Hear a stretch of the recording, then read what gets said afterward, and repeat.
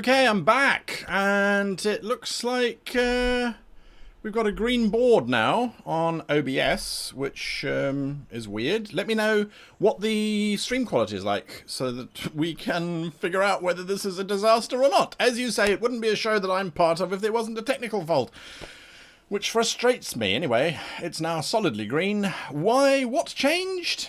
Nothing. I closed OBS and restarted it. Did you plug it in, sir? And did you unplug it? No, apparently that is what was required. Okay! Now, enough of that nonsense, enough of that silliness. Let's actually move forward with what we're supposed to be doing. Okay, right. Well, I'm glad that it works now, because it's always good. Right, so we are talking about the very final of the show. So let's go there.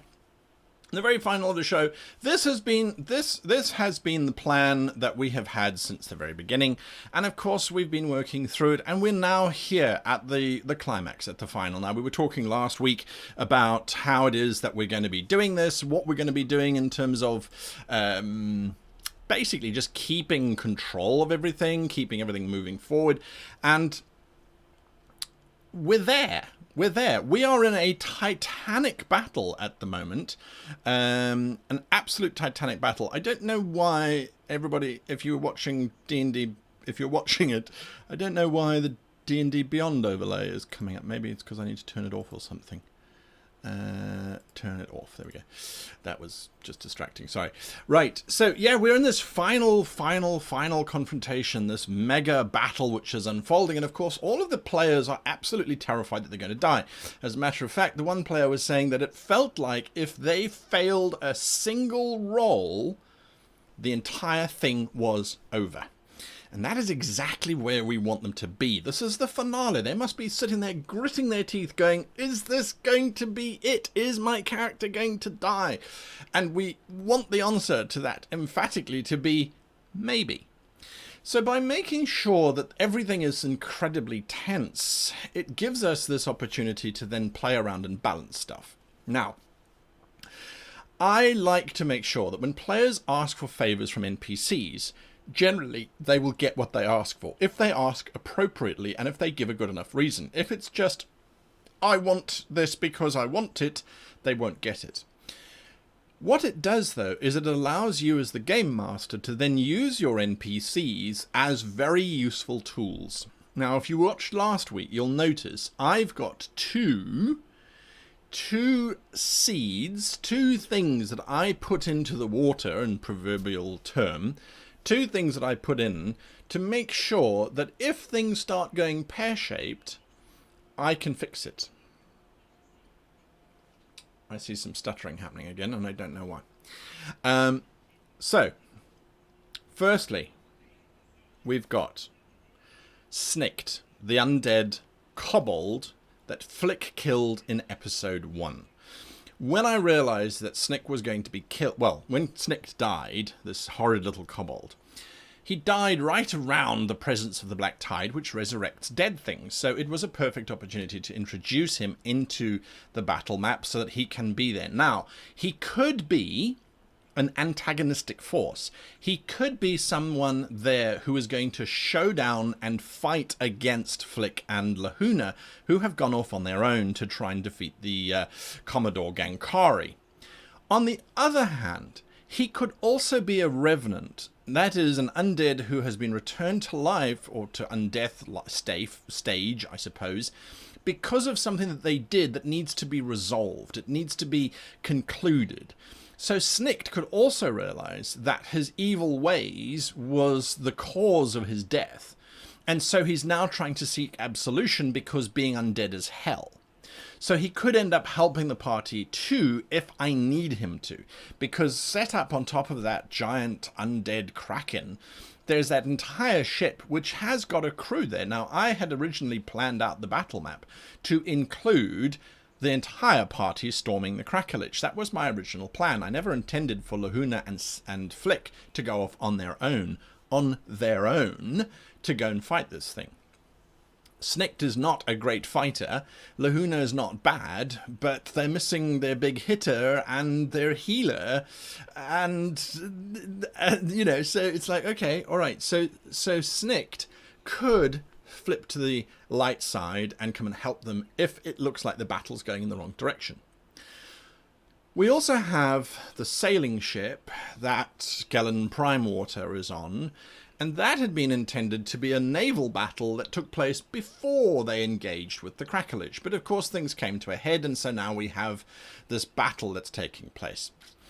Captain Salt begged Lahuna's mother, Rahana, to provide aid and to sink the ship that Gellan Primewater is on. This is great because it means that I can wait for that action to take place right up until the moment that poor old Jaggsy and Indigo, who are on that ship, right up until the point that they end up either in incredibly hot water or they succeed. Now, there's a reason why I'm doing that very, very specifically. They have boarded Gellan's ship with the intention of killing Gellan and possibly also taking out old Scarran as well, wave chasers. So they are there with a mission.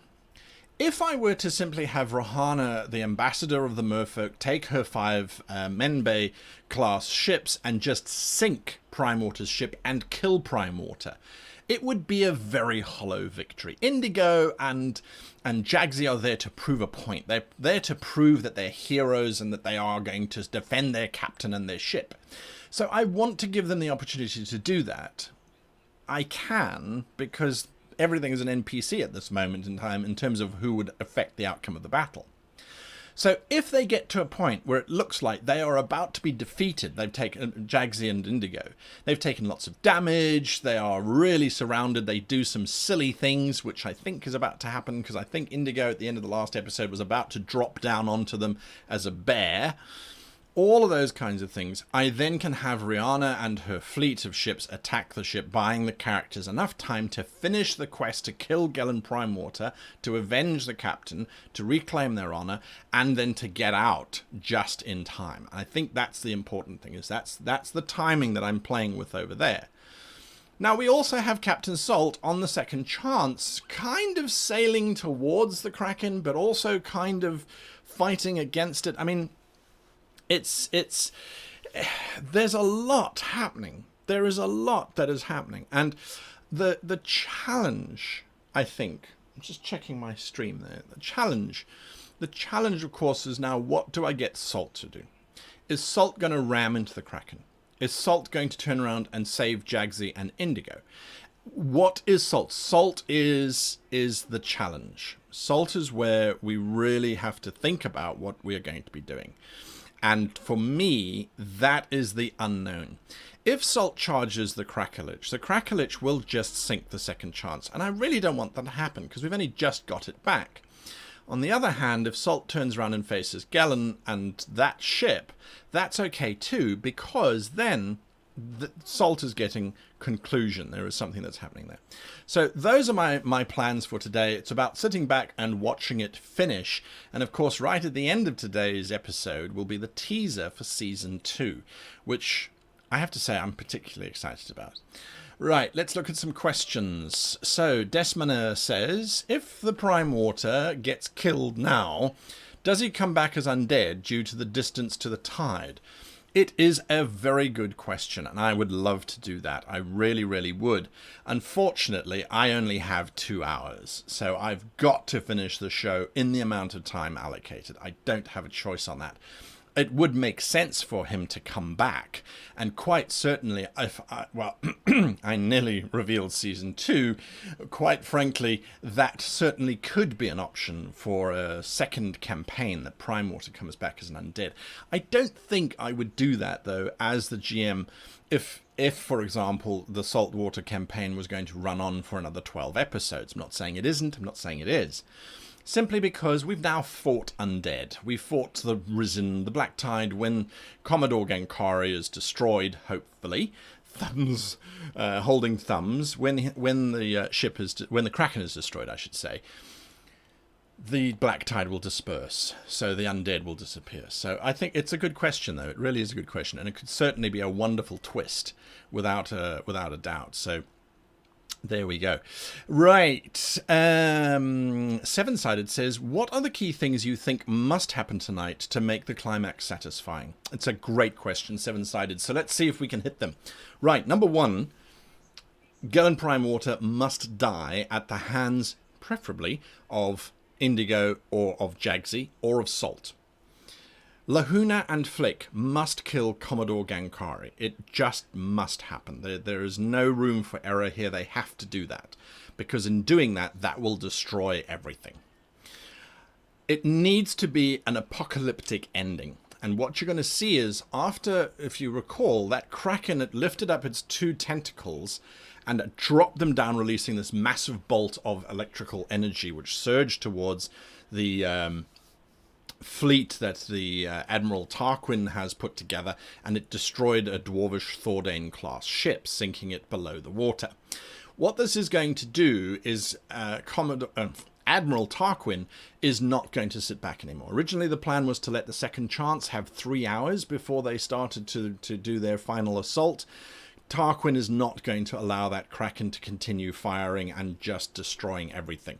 It's very reminiscent, as a matter of fact, of Admiral Akbar at the Battle of the Second Death Star, not wanting to wait without engaging, wait for Luke and everybody to do their thing.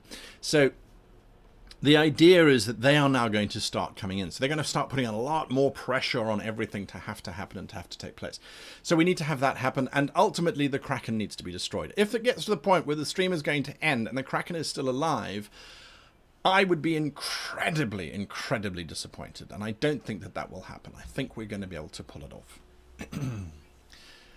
Next question from Grizzles. What are the possibilities of more revenants being present, given that you mentioned the possibility of Snikt being as such?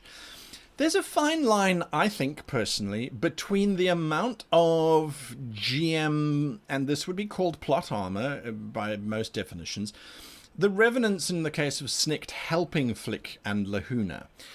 It's a twist which they might not necessarily have seen coming, so it would work once. To do it more than once, I think, would be overplaying it. It's a get-out-of-jail-free card. Of course, I've got Rahana, the ambassador, but also I don't want to overplay her. This is a victory that the PCs have to engage with. So I need to make sure that it's the PC's actions that result in the conclusion of this story. That, I think, is the difference between a railroad campaign and a sandbox, is that the PCs affect how this happens.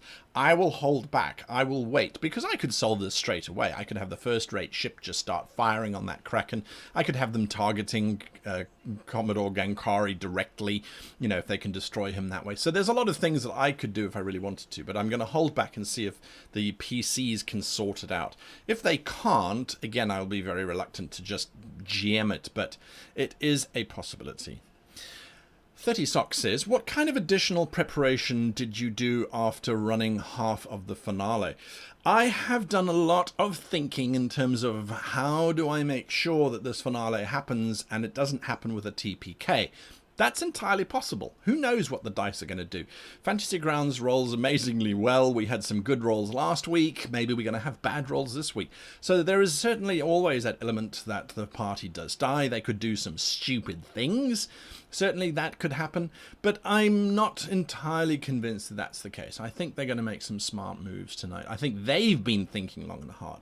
For me, the ball is set and the stage is now rolling. So aside from figuring out how I can use Rahana and Snikt, that was pretty much it. There really isn't much for me to do. I'm certainly not changing the maps. I'm not changing the monsters on those maps, because although they were planned for the full party, by changing them up now, it's not a bad choice, but I don't think it's necessary just yet. We'll let the tension ride. M. Danica 13 says, what has been your favourite moment of the season? To be perfectly honest, and I hope that this doesn't sound too much like a coy answer, my favourite moment was when we started. Because when you start, that's when you basically take the dice and you go, right, all the planning as a GM, I'm taking this, I'm putting it into this dice, and the face of the die, by the way, it's probably like a 50-sided die with 49 faces of the players and one face of the GM.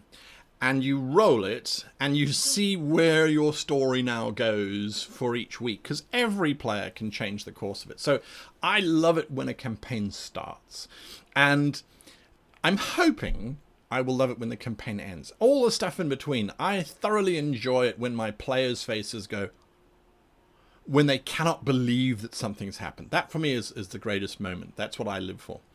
AK Writer says, what are your plans should you notice by the end of those 2 hours you will not be finished? I have asked Watsy very kindly, and very kindly they have said yes, we can run for an additional hour. So it could be a 3-hour stream. I don't think so, though. I don't think so. We're keeping the pace. We don't want to slow down at the end just because we're not, just because we have that extra hour. So I will be pushing to make sure that it does wrap up within that 2-hour span.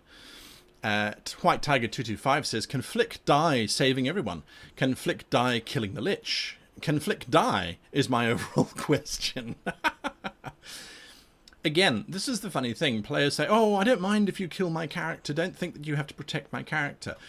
I don't really ever intend to kill a character. If the NPC they're fighting is better than them or makes better decisions because their intelligence is higher, that's the case. That's the outcome. But if they're fighting and they're using their wits and they are thinking as a team, theoretically, it's 5 minds against 1, so they should always be able to triumph, even if they are still trying to puzzle things through. So that for me is where we are. In terms of that. Oh, can you confirm that Jonathan Lost from the Cartographers Guild will be the primary villain in Season 2? I cannot confirm that Jonathan Lost will be the primary villain from Season 2. I think that would be very funny. But just you wait until the end of the show and you tell me if you think Jonathan Lost will be wandering around.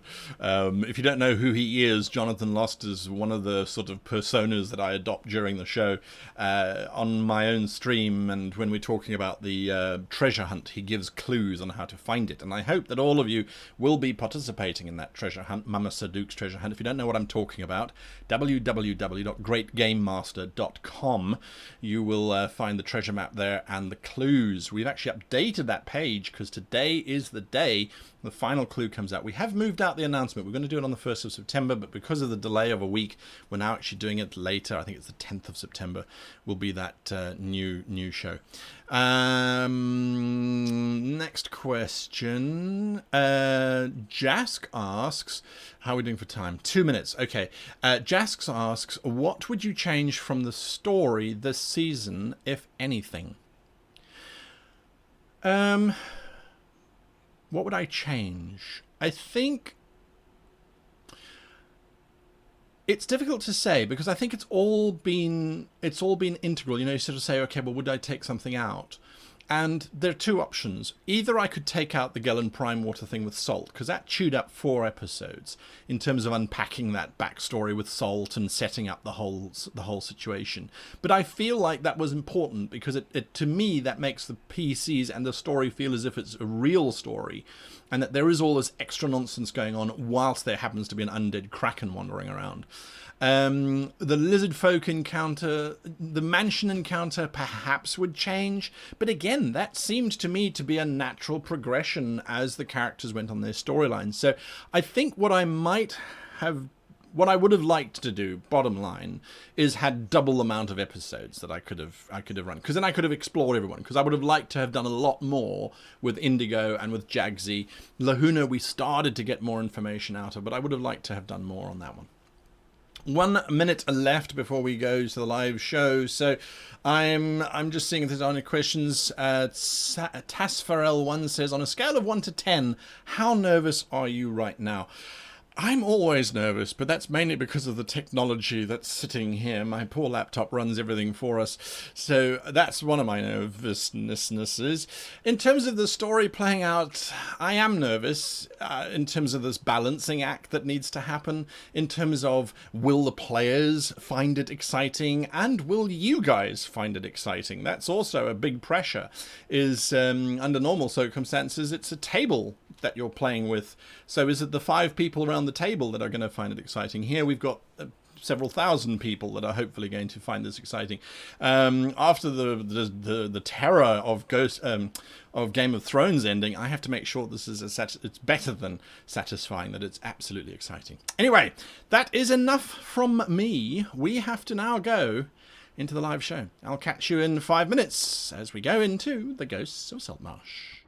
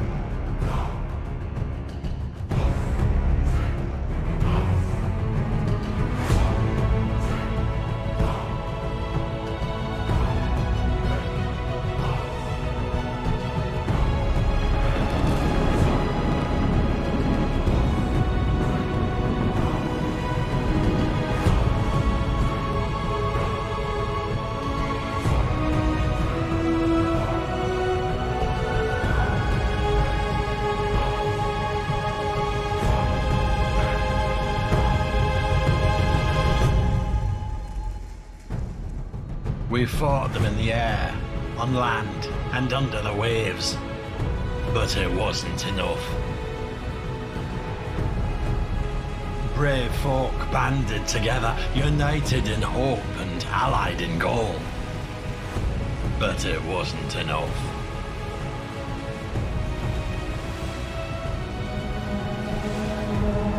The black tide brought with it an evil of terrible power. Darkness sank into the hearts of us all. For we knew, as above in the skies we lost, so on land we'd lose. And our only hope was below. But it wasn't enough. Forces unknown to us were at work, and in those dark days it found purchase wherever it touched. For our best wasn't enough.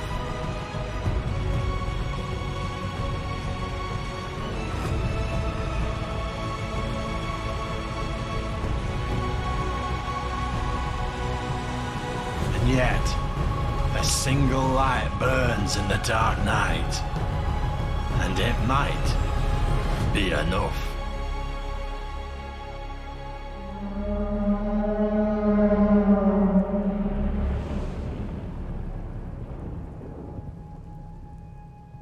Hello everybody and welcome to the Ghosts of Saltmarsh as we enter into our final episode.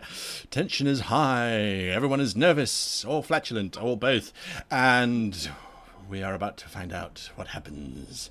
Before we do, however, I just want to say hello to Michael, joining us via a special link from the middle of nowhere. How are you, Michael? Hello. G'day, guys. Everything's okay. I'm not about to be attacked by creatures in the dark. But if you suddenly see me torn away from camera, send help, please. No, it's a koala bear. We're not going to touch those things. They're terrifying. You're on your own. Sorry. Right, Jenny, how are you in Sweden? Hello. I'm doing fine. I'm doing much better. Sweden's okay. I've been looking after it. And Good. so I'm just really nervous about tonight and how many of us are going to die. There we go. There we go. Kaora? Kaora, is anyone going to die? Do you think someone's going to die? No, I think actually we have a foolproof plan and everything will go according to that plan. And Ow! I actually think we're all going to retire very rich, very, very... Yeah, it's going to go great. It's going to be fun. I like that. Whatever you're smoking, you can share with the rest of us. You bring Luna. enough for the class. Janet, how are you doing? I can't believe it's already the end of the season. It seems like only yesterday I was riding my first giant spider. I can't believe how fast it's gone. I'm so excited. I don't know what's going to happen, but I know that you're going to make it good. So, Well, we hopefully will. Well, who knows what's going to happen? It's insane. Myri, how are you? Hi, I'm actually pretty relaxed, but that might have to do with the fact that I've been at Gamescom the whole week, and That's that was slightly stressful, but it was also awesome. We played Dungeons and Dragons with the people from Larian Studios, and they really know their stuff. They brought their own characters and everything. That was great. So, Nice.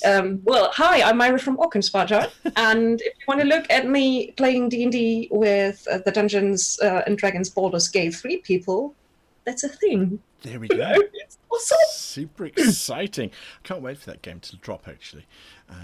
It's soon, isn't it? Isn't it soon? I think it was soon. It's soon. It's soon. Soon-ish. Right now, they're working away and not talking about it. Actually, I'm sure. let's see. All right, the stage is set. The stage is set. The final clue to Mama Saduk's treasure just flashed across the screen down there. At the bottom, there at the bottom of the screen. If you haven't yet signed up, go onto the website www.greatgamemaster.com. You will find all the clues presented to you, as it has now changed from submitting an NPC and following the clues to submitting your answer. Where is the treasure of Mama Saduk?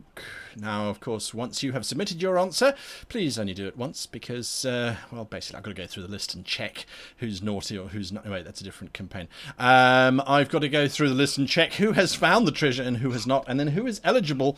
And, of course, I put the books away because they were taking up space in the studio, but you can win absolutely amazing prizes, and those prizes have been supplied by our sponsors.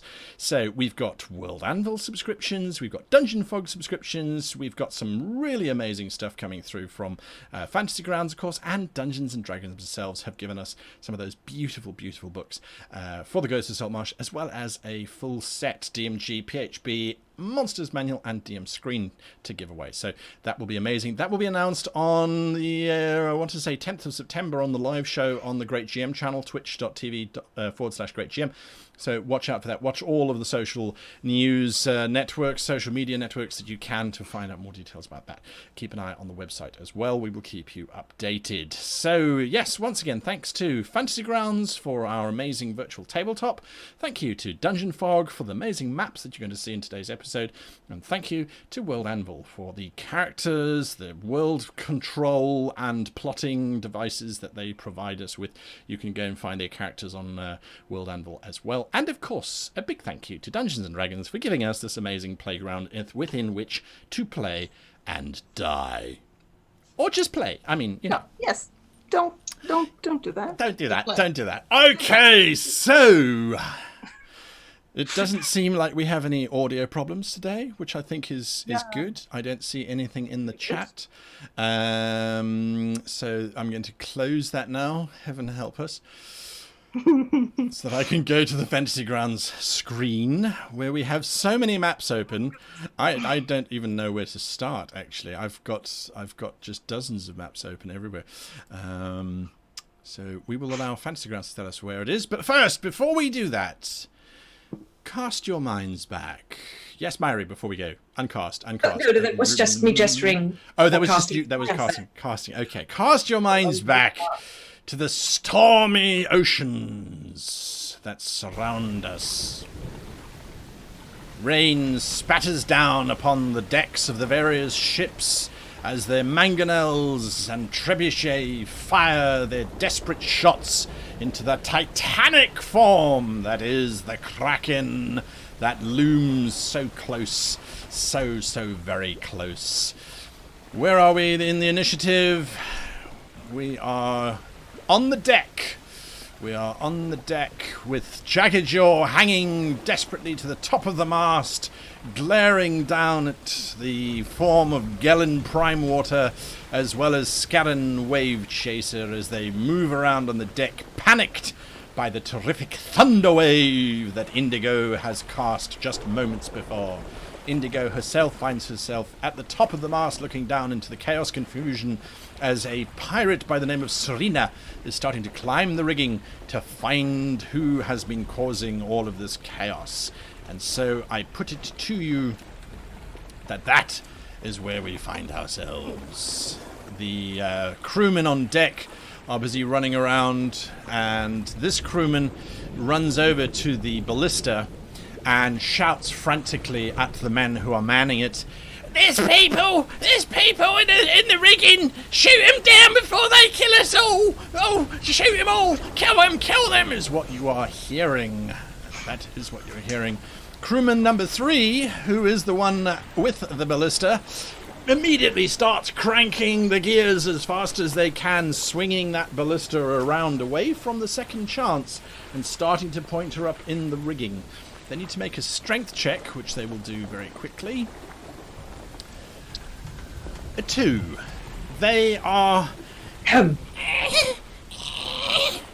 Curse these puny arms! They're desperately trying to swing this ballista up, but they can't do it. There must be a halfling. So that's what's happening there.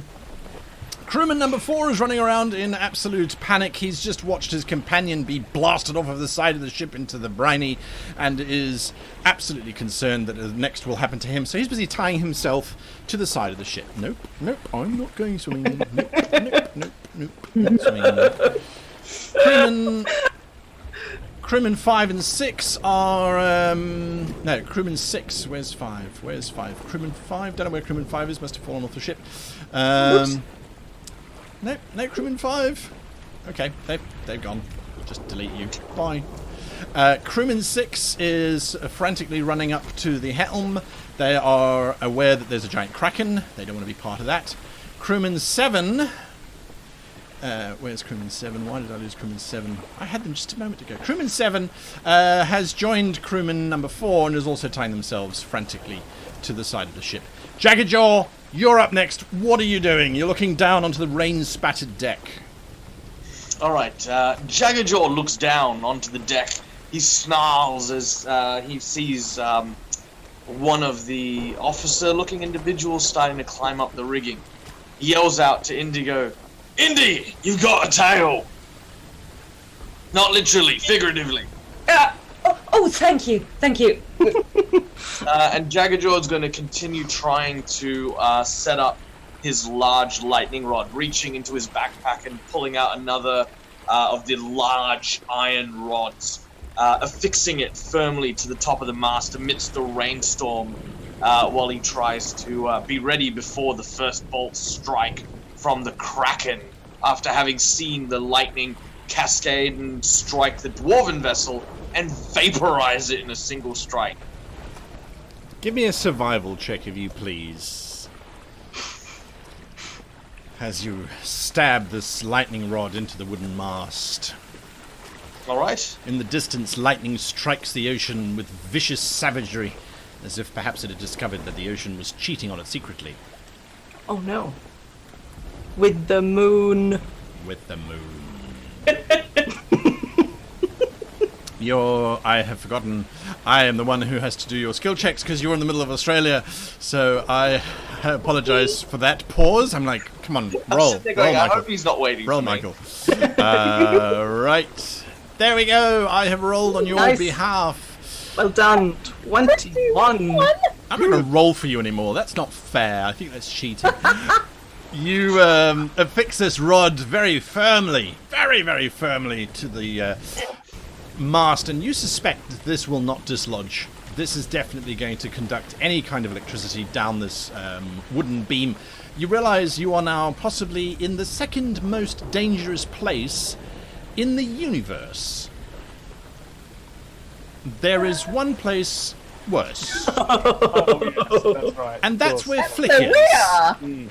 Flick and Lahuna, you are on the carcass of this massive Krakelich, desperately trying to make your way up. Let me zoom in so we can see you there on the little map.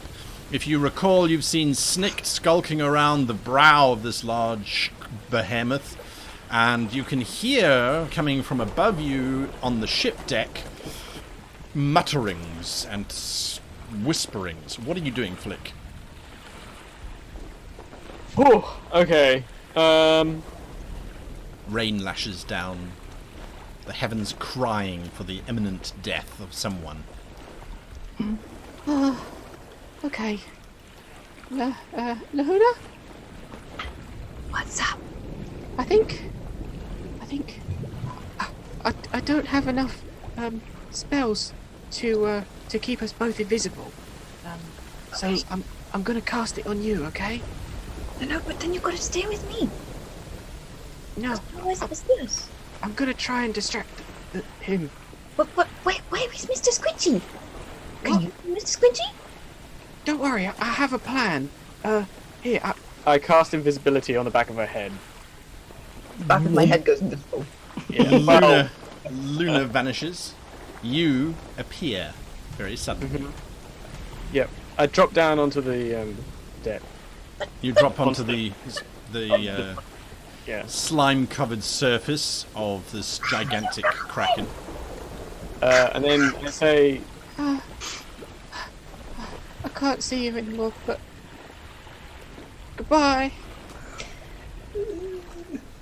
and then I run down towards Snikt. As I do so, I'm gonna unclasp the big watery sword that dropped down into the rift, Right. into the bit of Golga. It's like a two-handed weapon for Flick. Yes. So, he's holding it in both hands. And as he starts running towards Snikt, he's just gonna start screaming.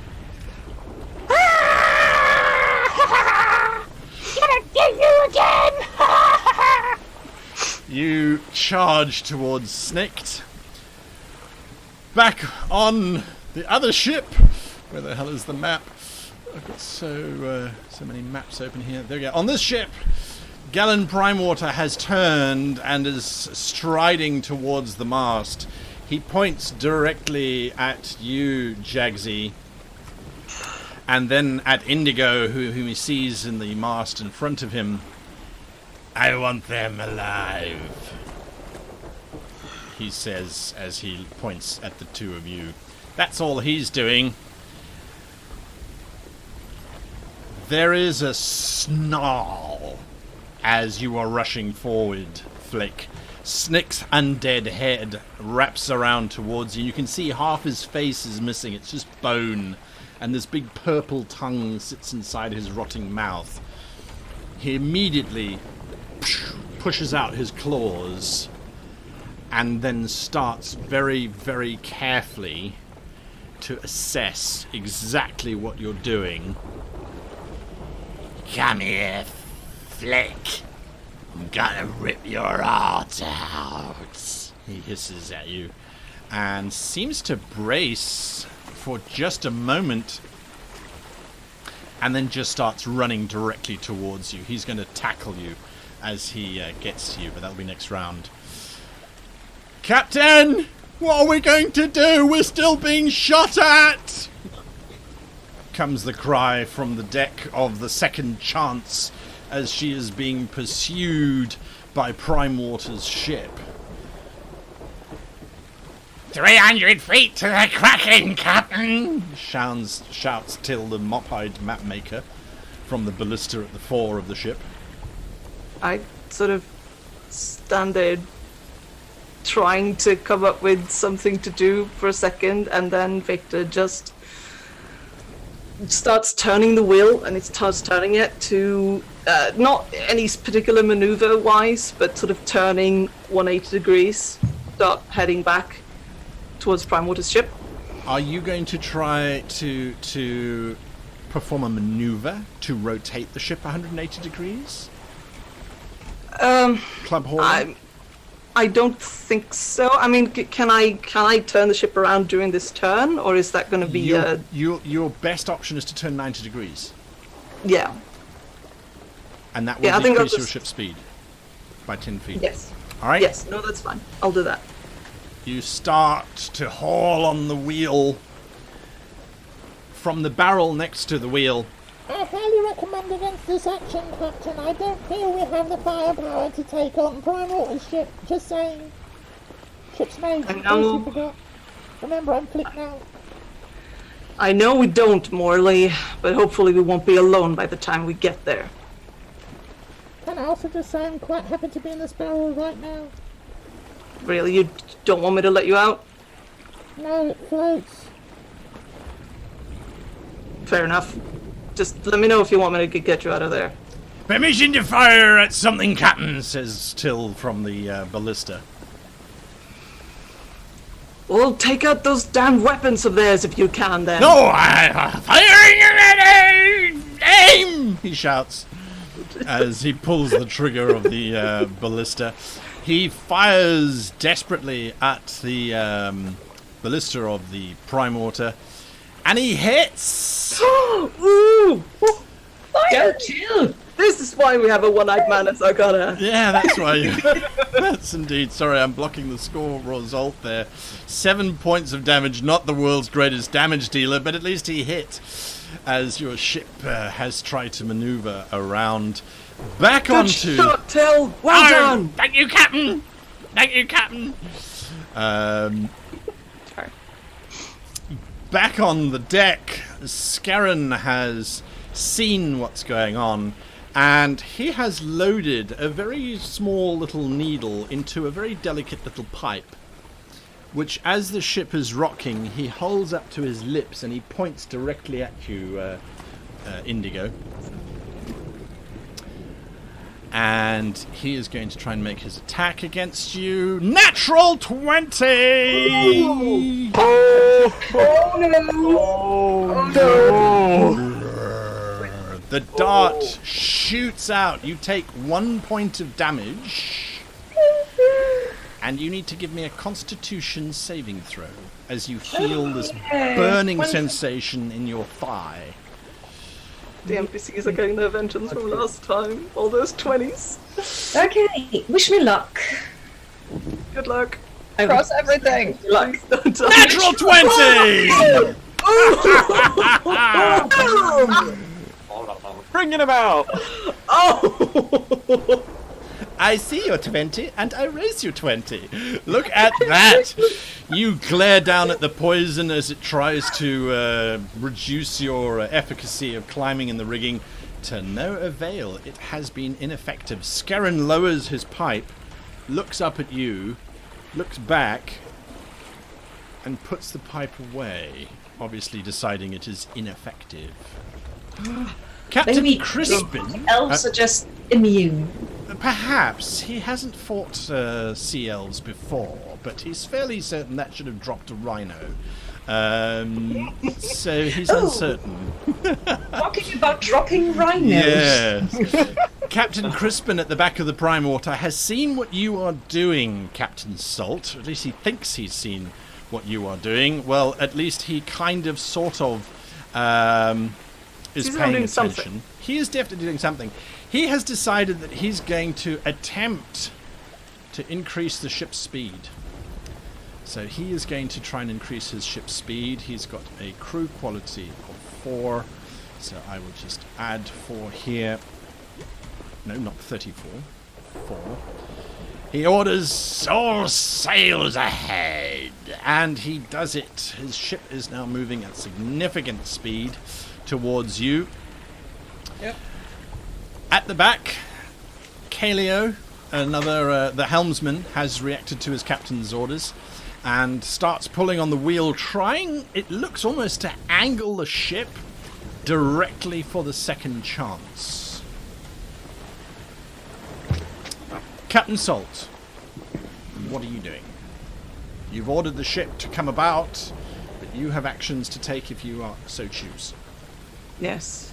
I'm gonna sort of square my shoulders. I'm gonna raise my voice and go, all right, I'm gonna make ready to board. Those bastards have us outgunned, and they have 2 of our people, so we're going after them. You with me? There is the briefest of pauses, and then from next to you... Yay! Yes, I'm with you, Captain! Thank you, Flick. And then the cheer starts to ripple throughout the ship, except for one voice, which says, Do I have to? Can't I just stay here and shoot things, Captain? I'd much rather have you on the ballista, my friend. Aye. Just keep laying into them. Do as much damage as you can. Without Aye. hitting Indigo or Jaggsy, alright? Aye. a lad comes forward. Here's a lad. I think it's important that I Yes. stay near you, Captain, because you're the one that makes the ship work, and if you go down, then we will all go down. So, permission to stand next to you. You realize that's not... I don't actually... Alright, I'll be glad to have you next to me. Right, good. There's a Big cough man like you. from behind you, and Lieutenant Tarquin steps forward. I'm not entirely sure of what's been going on this ship. I'm still not convinced that I'm not a prisoner, but I do feel that I might be able to help in a fight. I am trained ship's guard, after all. And he sort of looks around at the rest of your crew. Nami is standing there with a meat cleaver in each hand, a sandwich in a little pack next to on his belt, Very important. looking eager. Even Bethany is there, standing, looking very sullen. She just has this very thin, long rapier, which has got a skull at the one end with red, course it does. cheap jewels inset into the eye sockets. And she's just standing there, holding the rapier between her fingers. The rest of the crew are assembled, looking ready. So, permission perhaps to join in this boarding, Captain Salt? If you want. I'm pretty sure that your flying horse is going to be back any minute, so you're free to leave whenever you want to, but if you want to run back to your dad's, I'm not going to stop you, but you're welcome to join us if you want a real fight. Right. Well, the thing is, What? which one do you think would impress the sea elf more? Running back to father or fighting alongside with you? Indigo. Yes, Indigo. Think- Such a lovely name, Indigo. I think rushing to her rescue is probably going to impress her more, yes. Right, then consider me next to you, Captain. Although, I should tell you now, you might want to... You might have a rival there. Well, The big shark man. Just saying, I'm not sure about her heart at the moment. I wouldn't claim to know, but just saying you might want to be ready for that. well, he's a big man, and quite He is. insane as far as I'm concerned. He tied me to a mast. Anyway, nonetheless, I shall be dashing and daring next to you, Captain, if that's... I appreciate it. I do. As far as I'm concerned, you're a better man than your father. Lad, you're not wearing any armor. There's a breastplate over in my quarters. Why don't you go grab it and put it on? Might fit you well enough. Thank you, Captain. He bows and goes thudding off. As he leaves, you hear whomp and watch as the mangonel from the Prime Water fires a shot. Coming! It sails across the distance, now only 400 yards or so, directly towards you. It's still a disadvantage at this range. It fires directly at your sails and misses. It hits! It hits your sails. Sorry, it hits. Ripping into your damaged sails already for a whopping 13 points of damage. It could have been worse. It could have been much worse. I rolled 4 1s. That's terrible. That's absolutely terrible. Let's show everybody at home. Look at that. 4 1s and a 9. 4 1s and a 9. Minimum damage there on both sides. The ship's just firing at each other, pounding away as each tries to survive the other. Then we go. I think it's back here. As who's Yorn? next? Who's next? Who's Yorn? Oh yes, I know who Yorn is. Yorn is down here. Oh goodness. Yorn has seen a certain young flicky desperately running across the path and has now started to move up towards him. Indigo! You look down as Scarran scowls at you. What are you doing? Can I drop down from where I am right now in the rigging? You can. You are 30 foot up in the air, though. So 30 still. yeah, you haven't. We haven't yet started climbing down. You could drop onto Siriana and use Siriana as a cushion. You know, that sounds like a good plan, especially if I use my bonus action to turn into a bear. There is a brief scream as Siriana looks up at this giant drop bear, quite literally dropping. Give me an acrobatics check, if you please. With my stats or with the bear stats? With the bear stats. That's what mooks are for. Can you hand me over the bear again? Oh, okay. Let me grab a bear for you very Under the quickly. Bear, dude. Bear. Bear me up. Bear, trap bear, black bear. Is it a black bear or a brown bear? No, it's brown bear. Brown. Might have a button nose. Yes. And a dangly button eye. Did you get it? Didn't show up. It didn't. I'm not Okay. sure. No. Let me try that. Did you get it? No? Didn't get it?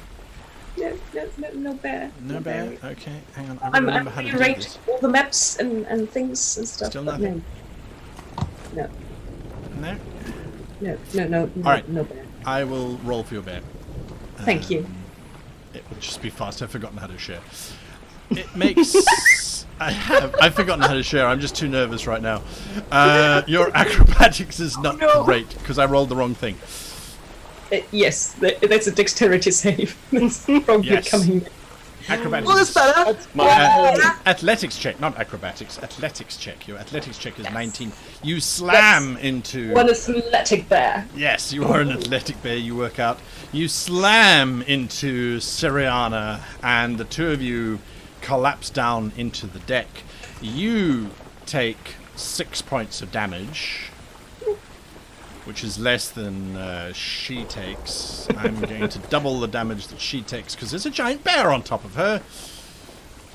She dies horribly as you crush her little puny form into the deck. Death by bear. Death by drop That's bear. why you get bear. some people. Goodness me. Let that be a lesson for the rest of you. That is terrible. Indigo wow. feels maybe slightly guilty. Slightly guilty. Thing is, can I? she's- Oh, Yes. you're already. No, Already. yes. That was fine. You dropped down and you transformed into a bear, so you actually still have an action. I would. Oh, if I'm going to move, crewman number 3, nameless crewman number 3 is probably going to use an attack of opportunity, right? Because I'd have to kind of lumber across the ballista. So, I guess crewman number 3 is going to get the maul. Make your you. Let me give you those I'm- stats. Have you got them? No. I still don't have any berry things here. Being a mean. Alright, I'm just going to tell you the bonus that you have to attack. You've got +5 to hit, and you do 1d8 plus 4 damage. +5 to hit. Going to. No, that doesn't work. I can't roll the attack just like that. But I got dirty 20. Dirty 20. You slam into number 3, And then just Awesome. drop 1d8 plus 4. In the modifier bottom right, you can type in 4. And that will add 4 to your damage.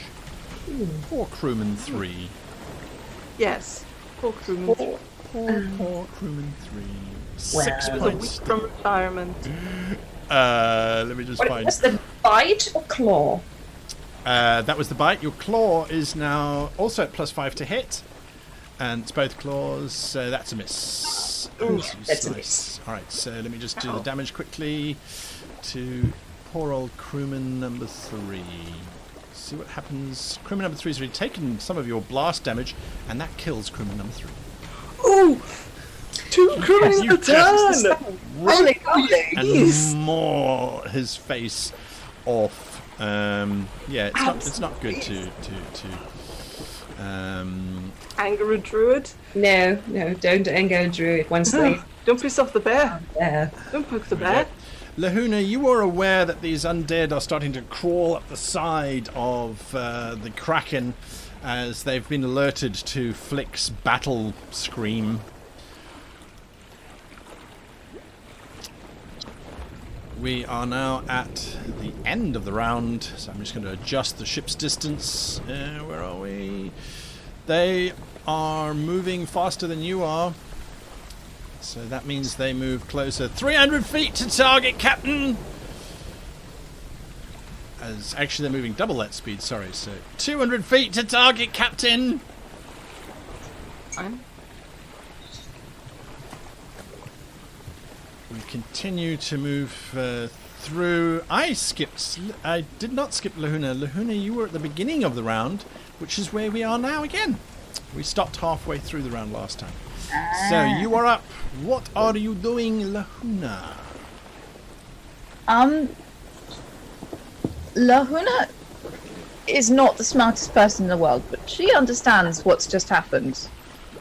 Flick's just given her the chance to kill Mr. Squidgy by drawing all the fire.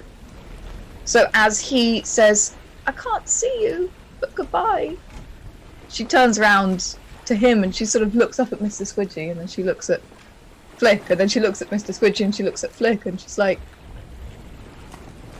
"Little dragon, be safe."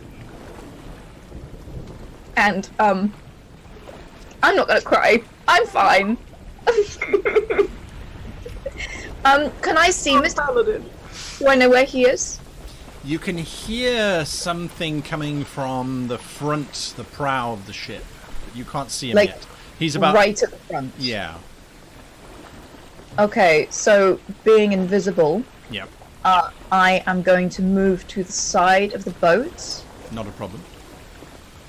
And are there hooks? Oh Are yeah. there, Oh, it's so easy to climb up. So easy to climb up. There's railings. There's holes. This is an old human battleship that was sunk a long time ago.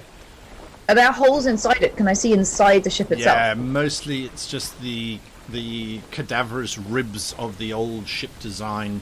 It looks like there's lots of muck in there. It also looks like a lot of the ship is actually buried into the Kraken's flesh itself. That's how, as the Kraken moves, the ship doesn't fall off.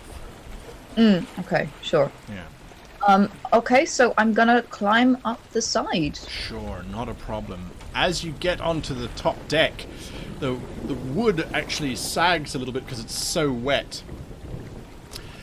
And you see the following.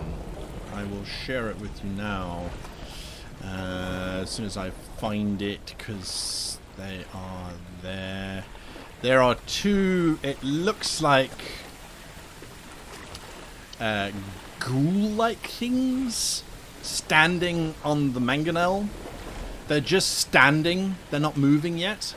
And right at the front is this very impressive looking, very rotten looking man. He's dressed similarly to the Admiral that's been running around town. Did you ever see the statue in the town centre? No, but I saw the statue in the attic. Yes, it looks almost identical to the statue in the attic, standing at the front of this ship. Completely ignoring you, He appears to be focused primarily... Oops, wrong. He appears to be primarily focused on the screaming little kobolds that are about... Well, the seabold and the kobold that are about to engage with one another. He has not noticed your presence at all. You can move again or take an action. I'm going to move again. Now I'm not underwater anymore, am I? I'm on. No, you're on land. So I'm going to climb back down the ship. You're going to climb back down the ship. Okay. Yep. All right, that's what you do. Crewman number 2 is blind panicking on the deck of the Prime Water because there is suddenly a drop bear that has appeared and crushed Siriana underneath it and then ripped the face off of someone affectionately known as crewman number 3, I think it was. So Ready. He blind panics with a natural 1. Ooh! And jumps overboard. That's what I like to see. Indigo gives a little. 3 people in the turn! It's too much. It's just too much. Crewman number 4 is now firmly and safely secured to the side of the ship. Crewman number 6 has met up with Captain Crispin, who is ordering crewman number 6 to get back into that fight, you spineless worm! Kill it, the bear thing! And so crewman number 6 will move as fast as they possibly can't, in their very casual way, this way, kind of looking aggressive, but making sure that they're not the first one to engage with the giant bear. Crewman number 7, having noticed that crewman number 4 is firmly lashed to the side of the ship, and that there's no one on the ballista, let's see, does not take the initiative, and instead decides that they should just stay there, because it looks fairly safe from their perspective. They have failed to take into account the giant Sharkan that is only 30 foot above them. Jaggsy, what are you doing? Well, seeing that there's this rather weak and feeble person 30 feet below me, I reach out and draw my anchor. 2 large metal objects at the top of the mast of the lightning storm? That's the You're one. rolling secret dice. I'm going to... actually, you know what? No. Who's on the helm of Prime Water ship? A young individual by the name of Kaleo. Oh, no. As he's steering the ship with intent towards the second chance. I'm going to try and find a strong rope that seems to go from the mast down towards the yard arm, and ideally down towards where the helm is. Absolutely. There are plenty of lines leading from the main mast down to the arc deck. Yep. Fantastic. And I'm going to use the hook of my anchor as a flying fox to slide down towards the man on the helm. Right. How are you going to impact with this poor individual? With the heel of my very heavy size 12s. Alright. You come screeching down this line. I need you to give me a ranged attack, if you please, using yourself as the ranged weapon. You sail down this guy line, and you're not the brown bear. You are that one. And so your attacks... Drop sharks. It's raining men! Yay! Again! You come slamming into poor old Kaleo. He does not have a hope in hell of resisting that. He's holding onto the wheel. The next minute he looks up and there's Shark Boot. Forget Shark Weak. So that's 10, 20, 30, 40 feet that you've gone, plus inertia. And so you deal a whopping 19 points of damage to Kaleo. Oh! I should have dropped that on Kaleo. I didn't. Give me a chance here. Why did that jump? On this stream, every week is Shark Week. On this week, every week is Shark Week. Kaleo is not dead. Kaleo as a named character has got more hit points than we anticipated, so there we go. It skipped. Tend to be. I don't know. Jaggsy looks at him and says, "Lie down." I will come back to you. I was going to skip through this. I don't know why it jumped around. Yes, you have slammed into poor old Kaleo, knocking him sideways. He has fallen quite heavily to the deck, and as you say, get down. He seems to comply. I'm not entirely sure. I will get you to give me an insight check. It's actually kind of nice playing your character's rolls. I can just make the rolls and I don't even have to ask for them. You can take the light. I mean, just saying. You got a dirty 20 on your insight. Kaleo is not about to just lie down. You can see his hand is already going towards a dagger that he has kept quite firmly hidden in his jacket. We'll come back to you, Flick. As Snicked charges towards you, what are you doing, Flick? Oh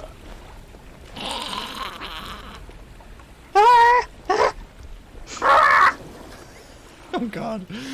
You swing the liquid blade towards Snicked. Give me an attack. With my dagger? It's a strength-based. Yeah, I believe this one was a scimitar, though. It is, Which is yes. a light weapon, but it's still strength-based because it's not Correct. been... Correct. But it is light, so you should be able to wield You should it be able without to any yes. massive problems. Yes, so you probably got... What's your strength bonus? -2.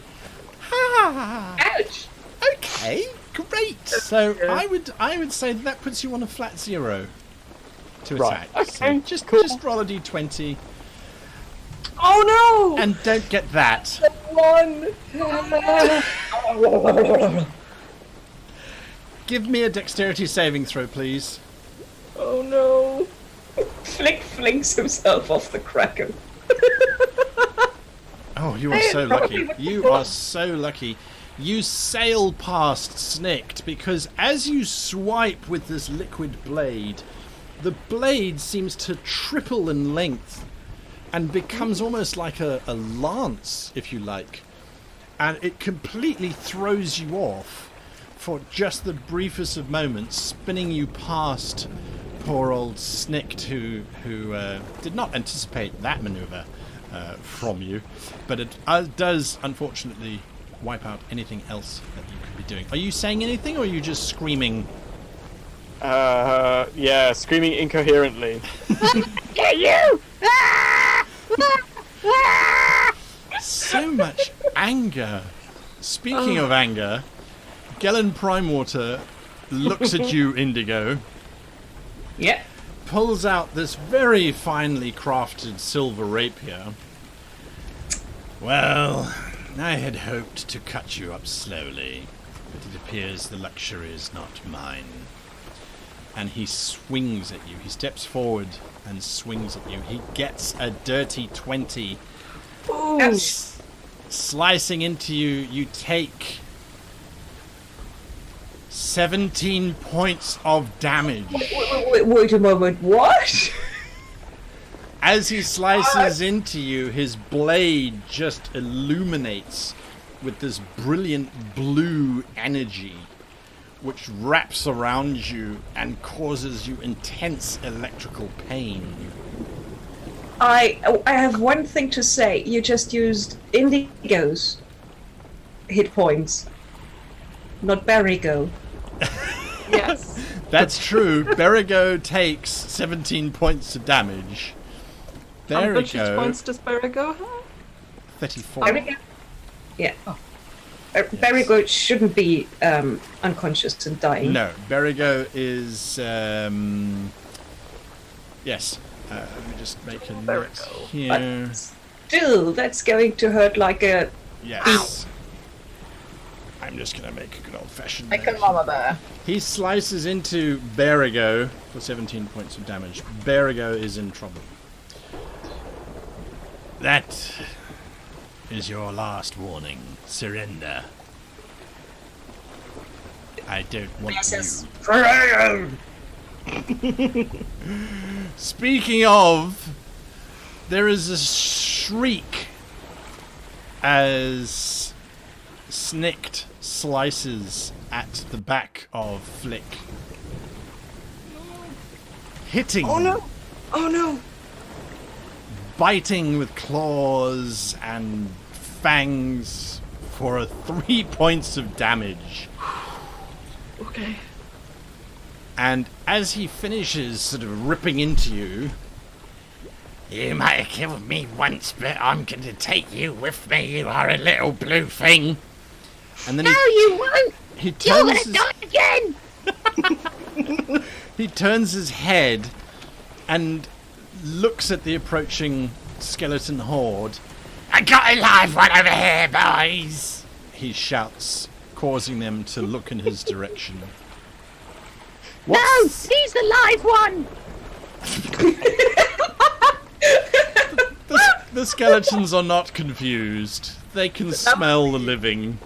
That would Sadly. be one bluff check. That would be a hell of a bluff check, yes. Second chance, what are you doing? Doing another 90-degree turn. I'm... Oh, wrong map. Yes. Another 90-degree... Another left turn! Another left turn. I'm gonna head... Oh, it's a right turn, I suppose. Yeah. Straight towards them. Oops. So I'm imagining they didn't expect... I'm hoping they didn't expect, at least. No one expects direct sail towards one another. This is insane maneuvering. Permission to fire again, desperately! Go! Fire at will! Fire as much as you can! Firing, Captain. Ka-tonk!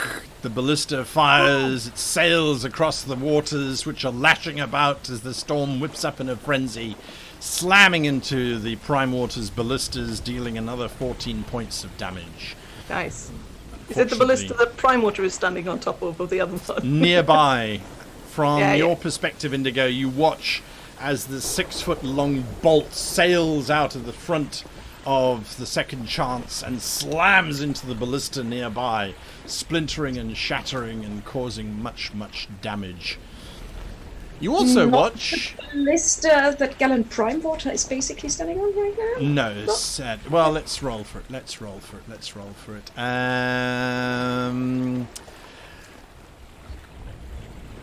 The one that's right next to Gellan Prime Water, yes. So Gellan will take 14 points of damage as it slams into him.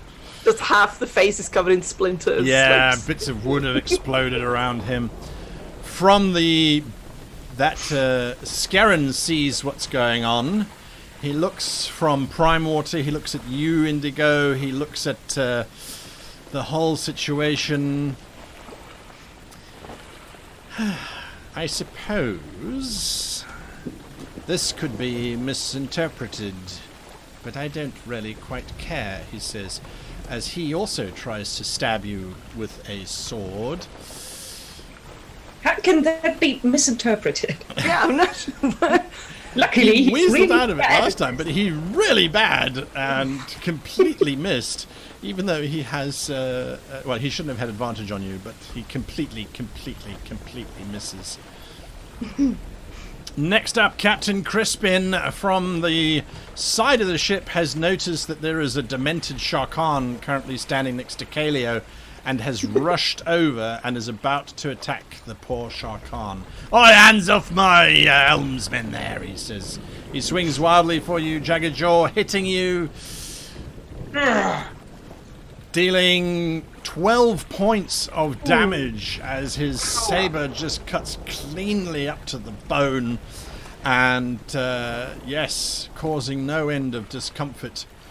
There is also a chance that something else happens. Kaleo lashes out at you with his dagger and misses. However, Captain Crispin looks down at him and says, "You can do better than that, Kaleo. Remember your training." It's an ability that Captain Crispin has called Scurvy Dogs, which allows him to grant a fellow character the chance to re-roll their attack. So he swings at you again and connects. Ah, that's the right way to do it, laddie. Nice. Wait, do I have that? Can I do that? You don't. 7 more points of damage as you get sliced, diced, and cut by this duo of death. Victor Salt. We're on a collision course, Captain. Is that really what you want? No, no, no, no, no, no, no, no, no. Trust me, you dumb bastards. Not to question your orders, Captain, says Lieutenant Tarquin. But shouldn't we hold on to something? Because I think we're going to hit rather heavily. Not going to hit it. Prepare the grappling hooks. Yes, but what if they hit us? Well, then we hit them back. Right. Okay. Nami is looking at his two cleavers and then the grappling hook. I don't have enough hands, Captain. Would you grapple or cut?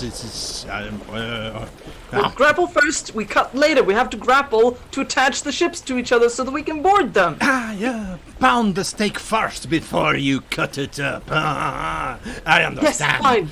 He buries his cleaver in the side of the ship and pulls up the grappling hook and slowly starts to swing it. A lad comes up on deck with his heavy breastplate. I'm ready now, Captain. Alright, grab a grappling hook and help out. Right. He grabs a grapple. Yes. To clarify, I'm not going to try to, do that. I'm going to try to, sail past them.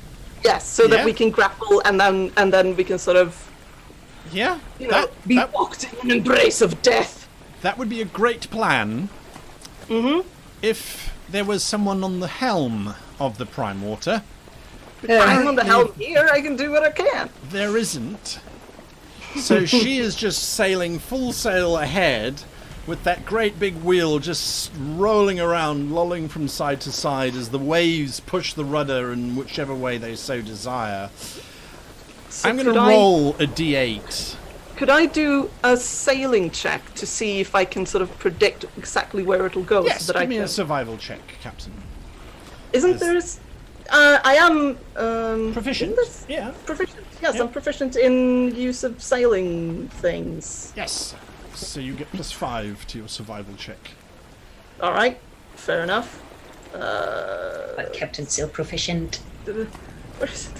Where is survival? There's there. Difficult to tell with these waters. You didn't add the 5, you only added the 1, so you get 16 in total. But you think you've gauged it. So that means I'm going to let you choose the number on the 8-sided die. That if it comes up, the ships will collide. If it doesn't, you will be able to scream past at magnificent speed. What number would you like on a d8? 5. Oh. Everybody watches as the prow of the Prime Water slams through the waves.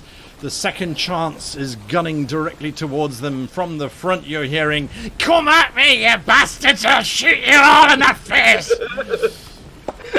5, you said. You realize as a massive wave pushes the Prime Water to the side, you will slide past them if no one takes any action.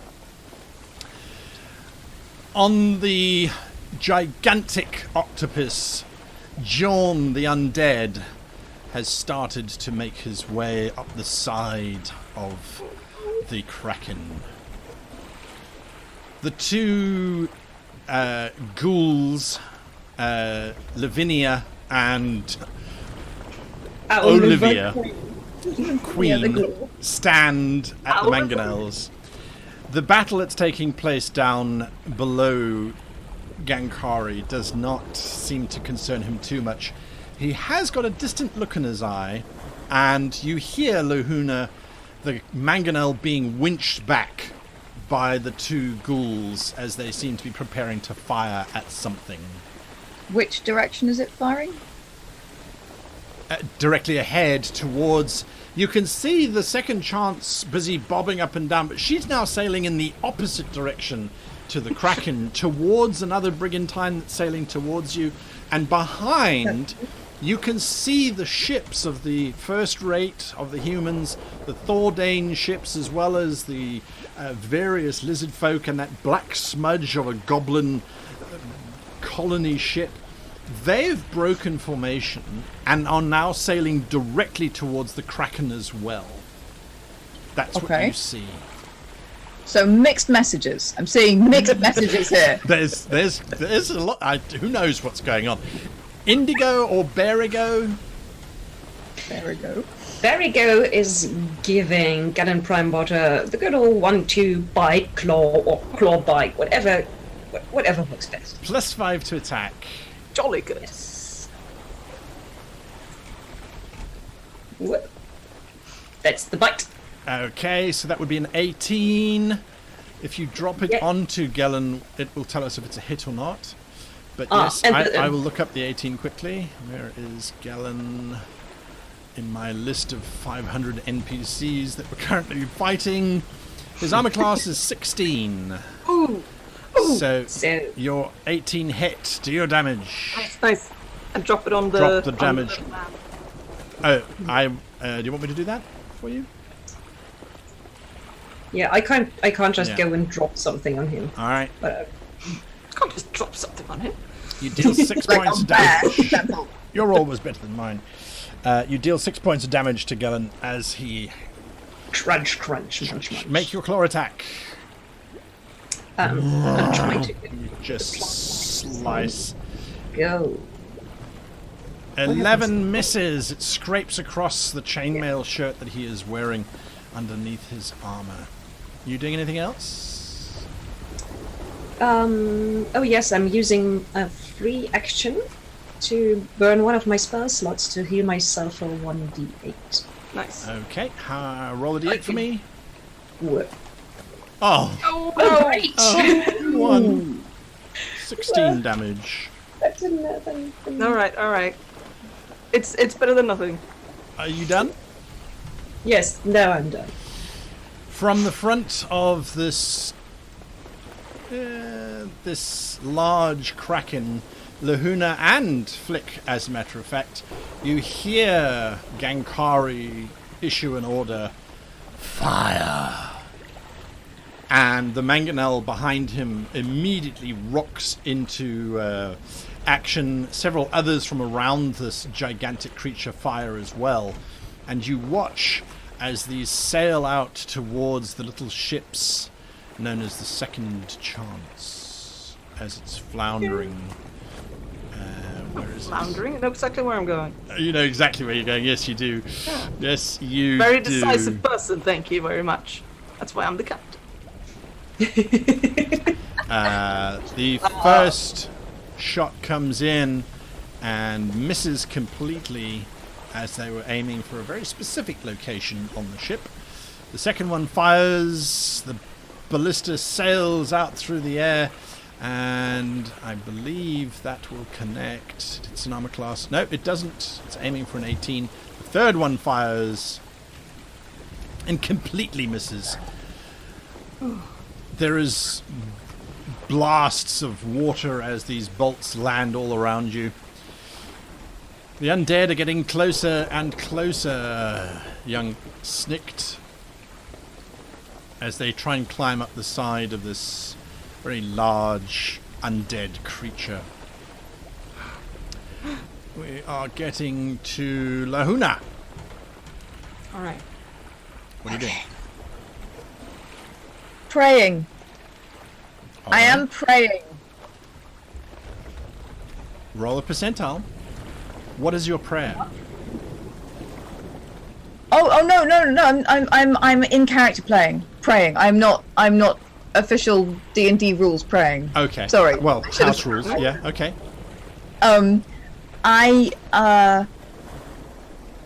Lahuna has found danger to concentrate her mind very strongly. Okay. And from the depths of her memory of her training, she prays a prayer to Elise that is a correct prayer. So she finally prays for the calm in the storm as she sneaks, I guess. Do I have to sneak if I'm invisible? I probably do, yes. You have major advantages. I'm not going to make you roll. Where are you going? Okay. I want to go up here. All right. That will take both your movements. That will take a full action to get there, as you've got to climb up. Because you said you climbed down at the end. Yes, I did. All right. So you're going to climb up the side of the ship. Actually, no, hang on a moment. You were started up there, 5, 10, 15. Yeah, in order to get that close, you would have to take a double move. Yeah, I'm willing to do it. All right. But actually what I'd like to do is end up just beneath the surface of the ship. Uh-huh. Because I know that when I put my feet down on the surface of the ship, the wood will bend. Right. Right. Which will give away my position, which I don't want. Gotcha. So I'm going to be like this at the end of my move. Yes. Ready and waiting. I know I cannot get this wrong. But does Fantasy Grounds know that? Crewman 4 is remaining firmly tied in place. Crewman 6 is... Let's just go back to Crewman 6 as we leave this desperate paladin. Crewman 6 is looking at this bear. You got him, Mr. Primewater. You got him right where you want him. I won't steal any glory. You got the kill. It's all yours. I'll just be here if you need me, he says from the sides. Crewman 7 has now tied himself as well to the side of the ship, because that's what they think is going to happen. Jaggerjaw, you are bleeding, sir. What are you doing? Well, Sting, as the captain, is quite a tough little cookie, as is the helmsman. Jaggerjaw thinks to himself, he's not gonna be able to keep these two from retaking the helm anytime soon. Jaggerjaw looks at the two of them square in the eye and he says, "You'd think a bloke as big as me, I must be the quartermaster, or maybe perhaps one of the main fighters aboard the Second Chance. But there was one role I took aboard that ship, because better than anyone, I know how to take apart a boat." On the ship. And I reach to the wheel, and I take out the chuck plug from the center of the helm wheel, and I throw it into the ocean, allowing the wheel to drop off the rudder completely.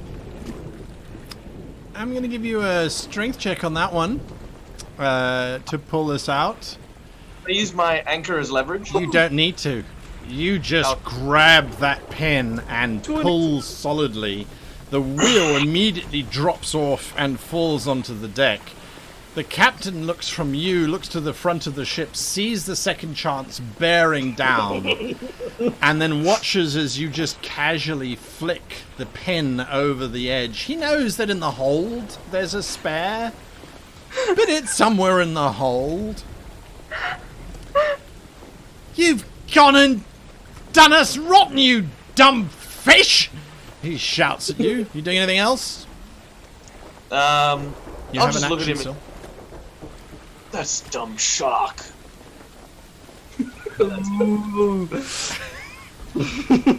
Right, you are.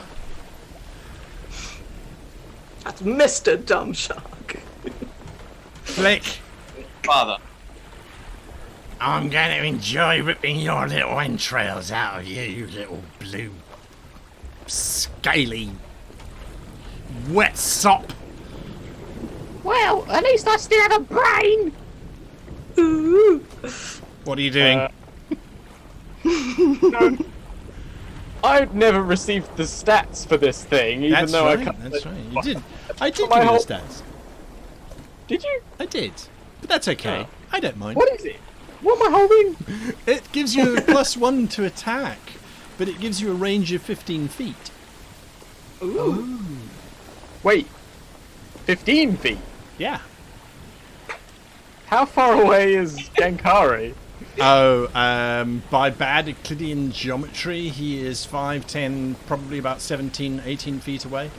And you can't see him anyway. He's above you on top of the prow of the ship. Okay. So he's not standing above it, and I can just see his No, head. sadly. No, not your height either. Okay, no, that's fine. I guess I just turn around and try and like swing at this massive lance thing. Not so tough when you haven't got me hanging by a rope over certain death, are you? I'm pretty tough, actually. You're surprisingly weak. As I swing. Make your attack. +5. Best Not battle. +5. No, wait. We realised that you'd zeroed yourself out with your -2 strength. Yes, Michael. Does he take burn damage from Flick? Oh, he should. He should, because he's not going to take any other damage. Yeah, you swing wildly this blade. Oh, wow! Again, it lances out to 15 feet of water and then pulls back again. Just spinning wildly. Yes. I'm just going in a circle. Yes. A day in the life of Flick. Just going in a freaking circle. Gellan growls at the bear. If you didn't die first time, maybe you'll die a second time, he says as he thrusts towards you. He gets an 18 to hit. He's got advantage. I don't know. Oh, yeah, I do know why. I am a dirty, dirty cheater. I will re-roll that. No, he shouldn't have advantage. Oh, I know why. Because you've got this effect loaded up. Give me just a second. Oh, right, because the fantasy grounds thinks that you're unconscious. It thought you were unconscious. There we go. Right.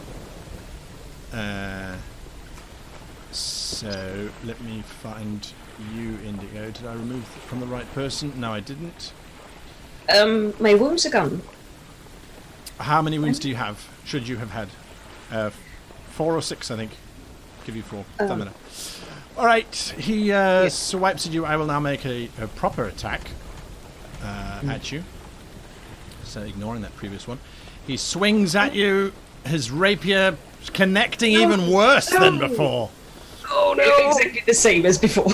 Exactly the same as before. I am going to roll this. Hang on, before I do that, let's just punch in that. So that when I do this, your bear takes 18 points of damage. That puts it on. Where was the last one? 16 and 18. I think that's enough to drop you out of bear form. Yes. Yes, And it any is. overspill is going to hit my real. Yes, so 16 and 18 is what, 34? So overspill of 0. He literally zeroed the bear. Perfectly. Suddenly Indigo appears back on the ship. Well, at least now I can see your pretty face as I cut it open, He says as he looks at you. Snicked growls at you. I don't even know why you came here. What are you doing? He says as he swipes at you, young Flick. Another 18! It hits! Oh! For luckily only 2 points of damage. Oh, I barely felt that one. I can't take this. He looks at you, his eyes narrow. Oops, first roll, not the second one. His eyes narrow and he does not connect what you are doing at all. He has no clue why you are fighting him. He just thinks you're a loser. The second chance is basically point on. Till fires again at the ballista on Prime Water's ship. He fails to hit. This bolt sails past you, Indigo, slamming into the water in the distance. He doesn't seem to care that you're Just having so much fun. 200 feet in closing. 200 feet in closing. Scarran is going to try and stab you, Indigo. Yes. And gets a 14, which is a hit. Yes, it is. For 4 points of damage. That's... Okay. I'm still standing. Yes. Crispin is about to attack Jaggerjaw. When I need Jaggerjaw, Indigo, and everybody who's on the ship to give me a dexterity saving throw. Yes. Jaggerjaw, your dexterity saving throw is a miserable 5. It's better, however, than Better than the what I did. natural 1 that just arrived. Oh dear, oh dear, oh dear, oh dear. When you try and save the Kraken. Well, Water, at least you have a swim speed. that's true. There's So some what is safer saves than coming on deck? through. Captain Crispin has failed. Something tells me he's going to be crispy. Thrown all over the place. Scarran is okay. He doesn't fall over. But Crispin, Kaleo was already knocked down. Crispin and Kaleo are definitely down. The whole ship suddenly lurches to the side. And from where you're standing, Jaggajaw, because Crispin has fallen over, as have you, by the way. From where you're standing, you can see under the water these bolts of energy sliding out from a ship or ships and just pounding into the side of the prime water as her hull is blasted open with tremendous amounts of damage. That's your mama. That's my mama. Captain Salt, you are moving at maximum velocity. It is your initiative. You need to give me, with your crew quality of 5, give me a check. Roll a d20 and add 5 as the two ships sail past each other. Or sail next to each other, I should say. For what? Because there is a grapple Correct. warding action Yes. that I wanted to use. Yes, use it. I use it. That's the ship's strength. That's the ship's strength. Sorry, versus yes. target's hull AC. Correct. And I don't know how to do that. You can roll that because you probably know how. I can roll it. I've got but the ship stats here. You can roll it. I'll give you the ship's strength. The ship's strength is +4. +4. Then I need you to. And I will tell you the target AC now. I believe the target AC is 15. All right, here goes. Ooh! The lines get thrown. Fun! You watch as a lad takes the grappling hook. Apparently he has not been trained in how to use it. No. So he does not sling it and then flick it. He takes it and he throws it like a harpoon at the prime water ship. And it just buries itself into the side of the deck as he just forces this thing in. Through the wood! Just through the wood with the blunt end. There are several shouts from the rest of the crew as lines get thrown over. You can see, however, in the water, the Minbei ships, the 5 warships of the merfolk, they've started to open up, firing into the hull of the prime water. And already she seems to be listing quite dangerously to one side. Yeah, that's fine. Nothing is happening with these guys. The prime water is just taking massive amounts of damage. She's on 154 damage so far. They are going to try to strafe the decks. They're going to try and fire at your crew. They are desperate. There isn't anyone who can, though, because they've all been knocked off of their perches, basically. The ship is listing. You are right next to it. Right on top of it, I should say. And we bounce back to the undead horde. This is Jorn, who is now 5, 10, 15, 20. Has arrived at the battle site with you, Flick. And is standing there. Snicked is shouting, Kill him! Kill him! Kill him! Kill him! Kill him! Kill him! You can't kill me on your own! You're so weak! Oh, give me an intimidation check with advantage. Oh. Yes.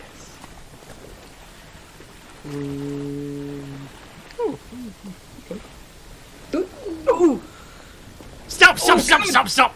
I'll show you that just because you killed me first doesn't mean you killed me last. Oh no, wait, I changed my mind. I do realise, because you're dead, you're very, very weak, so your friends can help. He just launches himself at you. You have goaded him into a full attack. He's told the undead to stay back. Indigo! The ship is lurched sideways. You knocked off of your feet. You can see the cables from the second chance now have been extended out towards you and is revealed. What are you doing? Prime Water is next to you. He also failed. Everyone basically failed. They're all knocked off of their feet except for Scarran, who was not. He is getting ready to stab you yet again. Oh, can you put me on the map as well? I will do so, yes. Thank you. Wipes a little blood off her face where her nose met the ship with a little bit too much force. Looks up, squints at him, and says, "Thunder wave." Ooh! Knocks her fist down. Once more, try to knock him off the ship. I don't know if you've got the range for that, but you blasted off. He has to make a dexterity saving throw. Is that correct? Yes, I'm gonna drop it. Cast. Yes. A Constitution saving throw. Constitution saving throw. There we have it. Ah, he fails. Ooh. Then Your he's blast, gotta I think, is also going to hit Scarran as well. Yeah. Scarran is also knocked back. What is your damage? The damage is 11. And they're both knocked back 10 feet, I think. Alright, so they'll both be knocked back 10 feet. Scarran is not just though. blasted across the deck, and you hear a satisfying snap as his one arm is definitely broken. He coughs up blood. I will sell you to the brothels of Kandar for that, you witch. He says as he's trying to get himself up off of his onto his feet. Scarran rolled and landed and has immediately almost rolled back up onto his haunches. You can tell he's in no danger of death, but Prime Water is definitely damaged heavily. Indigo slowly pushes herself to her feet, rolls her neck and her shoulders, and says, "I'm no witch. I'm a druid. And I am still going to eat you."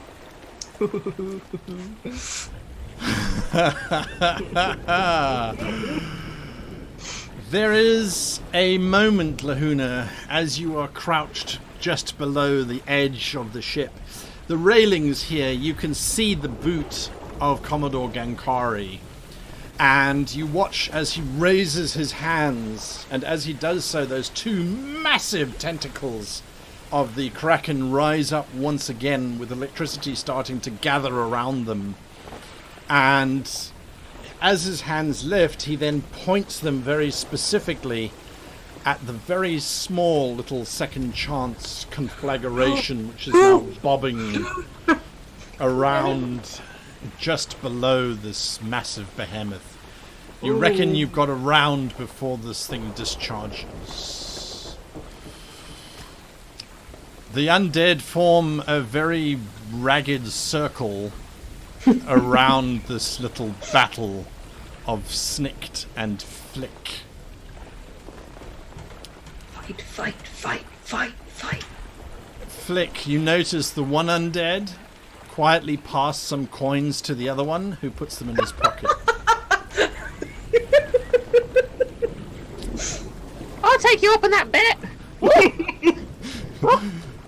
Sadly, they're not paying attention. Lahuna, what are you doing? It's time! Lahuna is perched at the edge of the ship. She can see Gankari's stinky leg. Yes. It's about nose height. Not enjoying that. She shuts her eyes for a second and says, "Elise, who is the calm, help me bring calm to the ocean." Puts one arm on the side, swings herself over, and launches with advantage. I've been hanging on to since I sang Lahuna Matata about 6 episodes ago.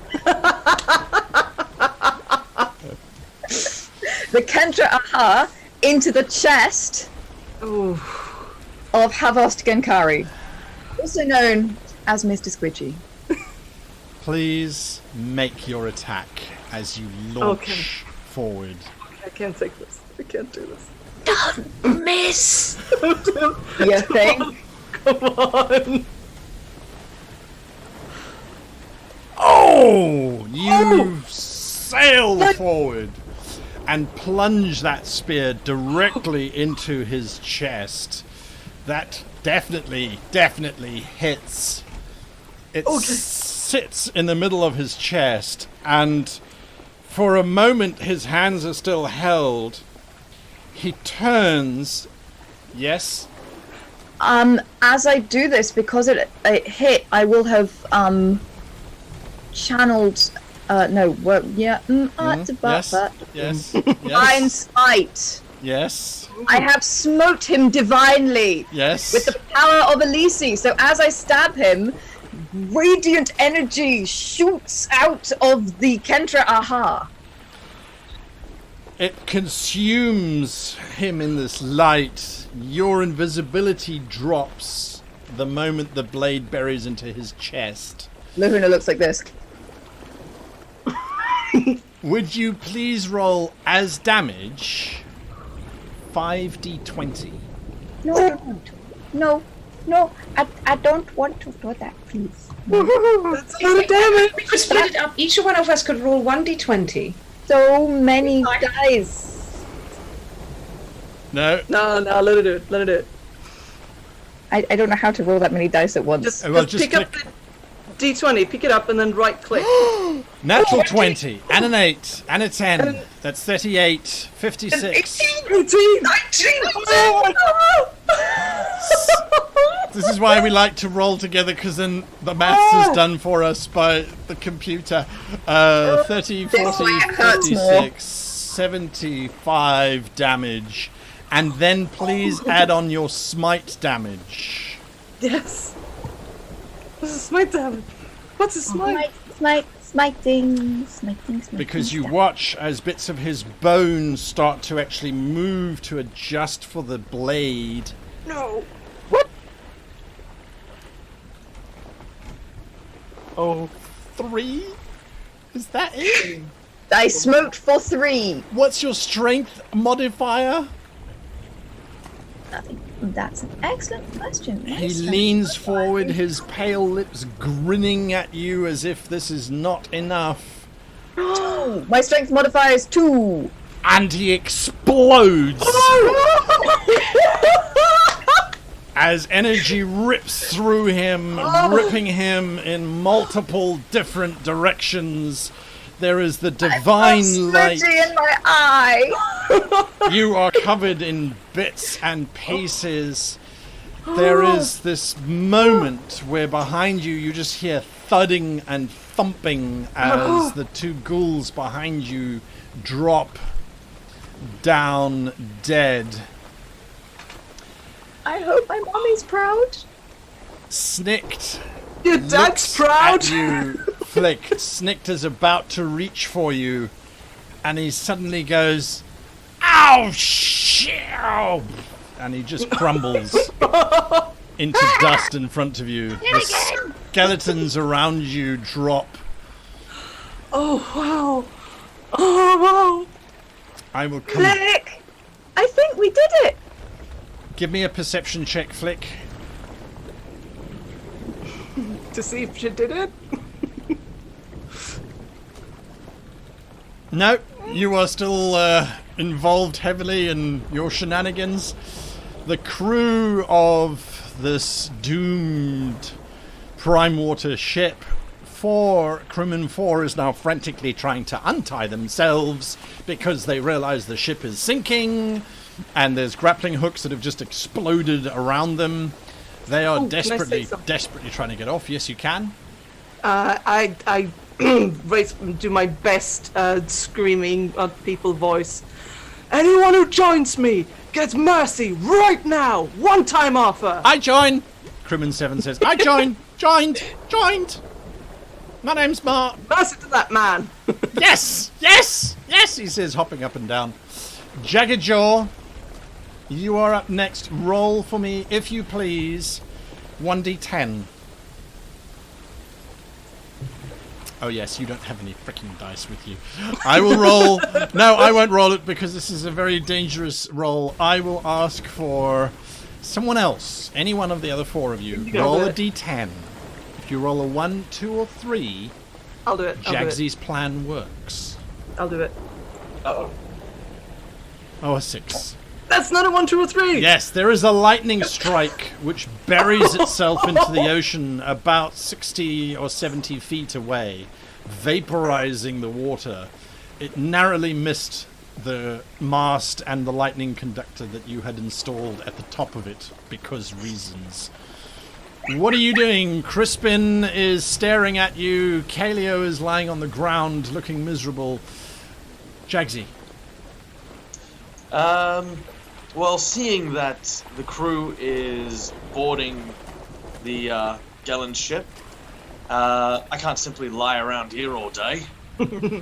I get to my feet, and as I stand up, I begin to channel the energies of the ocean and lay a healing spell upon myself. Good, good. What is the result? How much? Yeah, What do you roll? What is your value? the cure wounds spell. Oh, you're using cure wounds. All right, so you have that ability, you do? I do. See I it do. there. Give me a second, and you cure yourself for 1. Oh! Not the My greatest. potions are not effective today. Welcome. You two are a power couple, really are. Yeah. We're supposed to heal, but actually we're better at damage. Damage, you don't heal. You do damage. That's what you do. Yeah. So, I think, given that the merfolk are attacking this vessel, it would be prudent that we leave. I look down at the two and say, "Well, it's been fun, lads, but that's my ride." And I'll start to move over, rushing towards the boarding party, trying to get back on the second chance. you will provoke an attack of opportunity. I'll take it. I'll take it. 2 attacks, right? Because Yeah. it's 2 of them. Kaleo and the captain swipe at you. Let me just find them quickly. Do they get attacks of opportunity if they're on the floor? Yes, they do. Because they didn't get up. Where are they? There is their attack. It's going to be done with that. He swings at you as you rush off. Come back here, fish! And hits you with disadvantage. And deals a staggering 8 damage to you, cutting you deep. Kaleo is going to do something else first. Nope, he failed. He swipes at you. Sadly. Was that a roll to see if he... It was a roll to see if he realised that he was on the losing side. Yes. I did offer him mercy. He but it was rolled a lot. natural 20 and a 4. And it's disadvantage, so he misses. You are heading to the side of the ship towards the second chance? Yeah. And as he runs past Indigo, he'll sort of... Indigo's at the front of the ship. Yeah, Oh. yeah. If you want to run past me, that's going to be... A hell of a run. It doesn't make sense. Well, is it sort of in between the two of us? Yeah. Yeah. So as I'm running towards it, I'll yell out to her and gesture towards the gangplanks. All right. That is what you're doing. Flick, I need you to give me a dexterity saving throw. The ground underneath your feet is starting to putrefy. It's getting dribbly. It's getting liquidy. With that check, you suddenly realize that if you don't get out of this now, you are going to fall inside this undead Kraken as it's starting to collapse around you like Snicked and the skeletons did.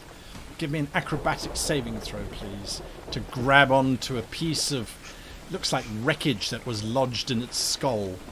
A religion saving throw. You reach out, desperate to grab on, but it's slippery. and you start to slip into this hole which is forming around you.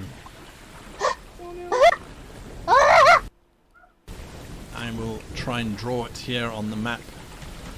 Hang on, Flick! I'm coming!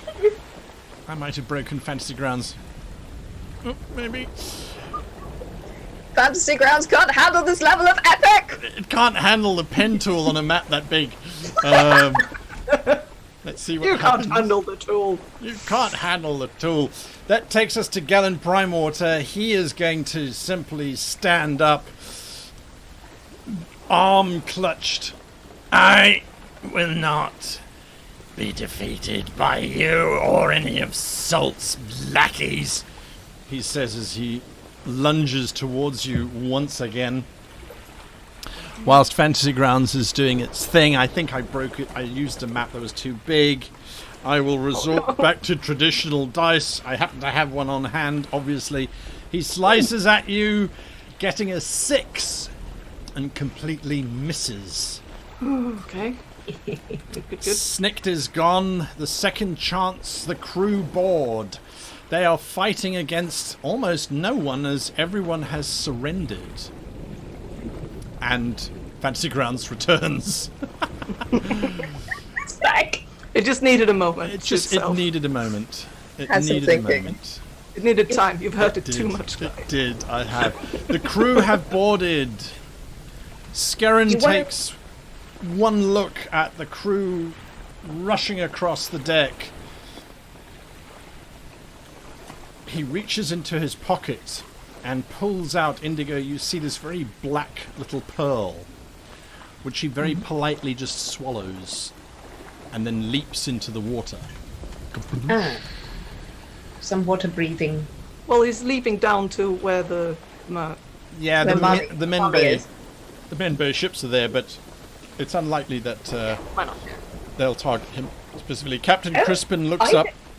I don't know. Is Scarran pretty? No. Because then Rahana is definitely going after him. Wouldn't That's that my mama. Wouldn't that be something terrifying? Captain Crispin looks up away from the battle that's happening on his ship, and he goes, "My God!" Everybody looks up. The Kraken, those arms are just falling down into the ocean waves.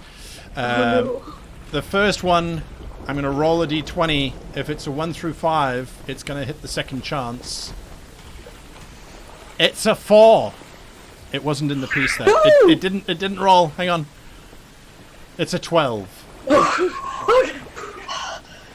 Fantasy Grounds. The second one comes crashing down. This is a 1 or 2 chance that it hits the second chance. Just misses. I don't know why it's not rolling. Oh, I know why it's not rolling. I'm dropping it in the wrong place. That's why. I dropped it there. It completely misses as it slams into the waters. But the whole thing seems to be imploding as the ship right at the top of it is now starting to buckle into the skull cavity. Not that they have skulls, but into this great cavity in its head. Crispin immediately is throwing down his blades. I surrender, completely surrender. Kaleo does the same thing. Salt, what are you doing? Tarquin! Get that damn horse of yours! Get over to that ship! Pick my people up right now! He blasts a whistle, which I can't and won't do, as he tries to summon Daphne in the storm. And then I'm going to... the magic knife that I got. Yes. Now I'm going to throw it at Primewater. Primewater is... he stepped forward to attack you, Indigo. He raises that silver rapier. You can see the energy crackling on it. Roll the damage for this blade. What's the 1d4 damage? plus 2. 2d4 plus 2. 1d4 plus 2. 1d4 plus 2. Yes. I don't know if you can do it, but let's see. I could just do 3 points of damage. Oh, The blade something. cuts into the side of Primewater. He snarls. I'm busy looking for him now in the list. He snarls. I Where the hell is he? In here somewhere. I missed him twice because I'm looking at the wrong colour. Sorry. I should have rolled it on him. I'm sorry about that. That's alright. That's Scarran. Gellan Prime Water. How much damage? 3! 3. That's stunned with quite a point. It cuts him deeply, and you can see blood spraying out of his neck. Oh! And he gurgles as he turns towards you. He doesn't drop, though. He clamps his broken arm. He sort of squashes the fat rolls on his neck to try and seal the wound to remain standing, but you can see blood is pouring around the side of his neck. Finally, my betrayer has arrived. He says as he looks at you, Salt. I launch myself across. Okay, You know, it's not drawing my hard. sword. You've got ropes all over the place. Very dramatically, my sort of long leather coat flapping behind me as I land, and I just draw my sword out. I said, "So we're going to do this now, finally." Indigo? Indigo Get back to the ship. I'll looks got at this. Victor. And then she just touches 2 fingers in Prime Water's blood. Gauges. Because she keeps her promises. Where are you She heading? needs to eat something of him. It's not untrue. Not untrue. It's not pretty, but that's what we gotta do. So that's what I do. I just disengage and let Victor handle this. Alright, so you're going to step Move back. back Yeah. next Perfect. to Victor. Not a problem. He is dead. That's happened. I'm just cleaning out the corpses. Quite literally.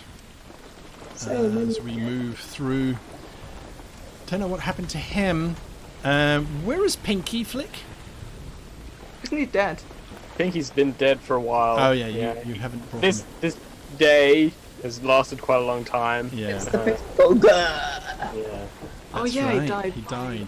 Lahuna, you are standing. The deck is now starting to give way. This whole Kraken is collapsing in on itself. You notice Flick desperately scrabbling as the flesh at the top just gives in, and then you see him disappear, holding onto the edge of this piece of skin, but it's busy melting, dissolving in front of your eyes. What are you going to do? I am going to dash towards Flick as fast as I can. I'm going to launch myself off this thing and roll so I don't remain stationary on any single point for too long. Okay. That's what I'm you're going gonna to try launch to do. myself. Yes. I'm going to attempt this, yes, exactly, and then you're going to tell me how much I die. I'm realistic. I roll quite expertly towards Flick and end up probably here because that looks like about 6. All right. Give me an acrobatics check, if you please. I shall. Save him. Save the little blue baby. There's my baby dragon. Yes. Save The my little dragon must. most annoying child. You do indeed roll slick and dive towards him.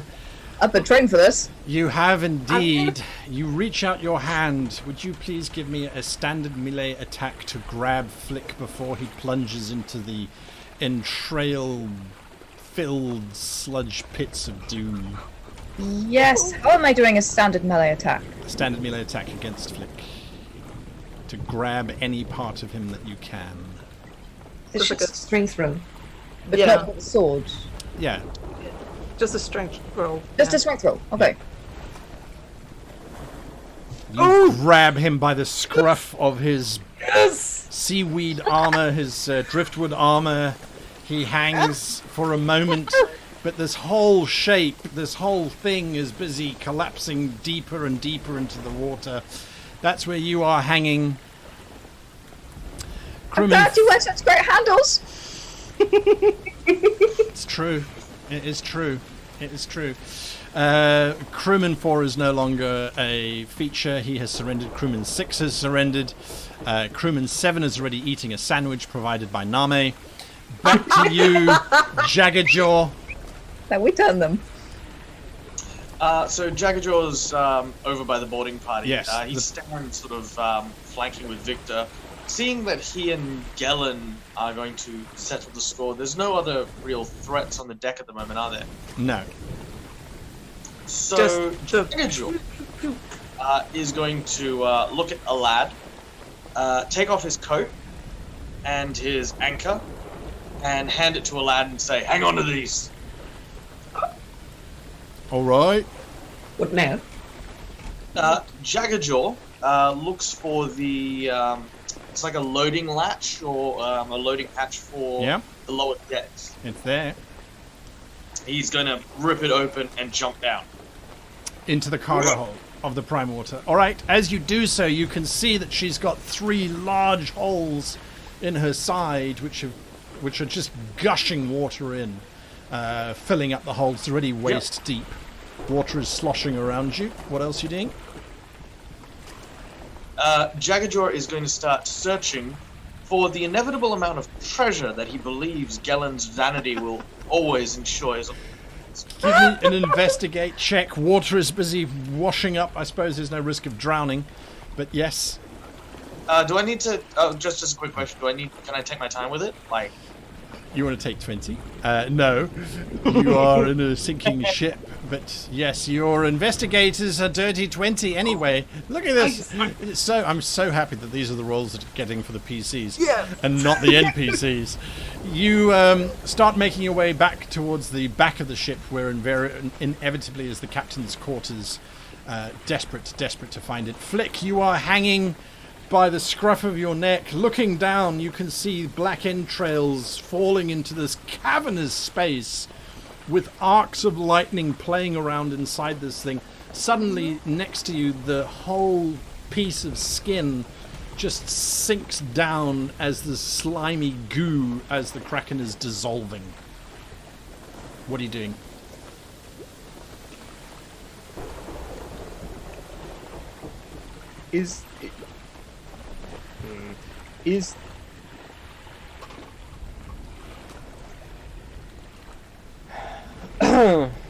So if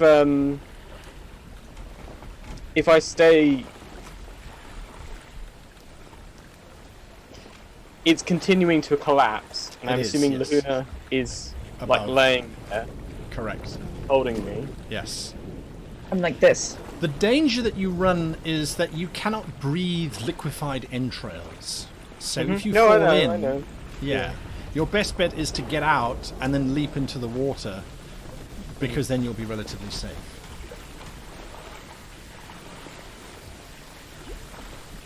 A matter of seconds as Lahuna desperately holds on to you, the flesh already starting to drip underneath her.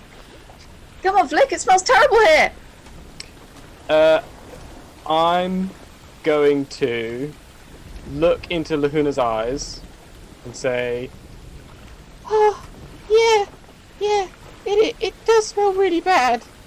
and then I'm gonna cast with both hands Ray of Frost at Lahuna to basically blast her back. But it's not going to do anything because I'm immune to cold damage. Because I'm a very deep sea creature. So as you do that, I just grab you even harder and I'm like, come on, Flick, stop messing around! I'm gonna get out of here! We're both gonna die! Just climb my arm! Come on, let's do this! Okay, I'll try and climb her arm. Alright, give me an acrobatics check.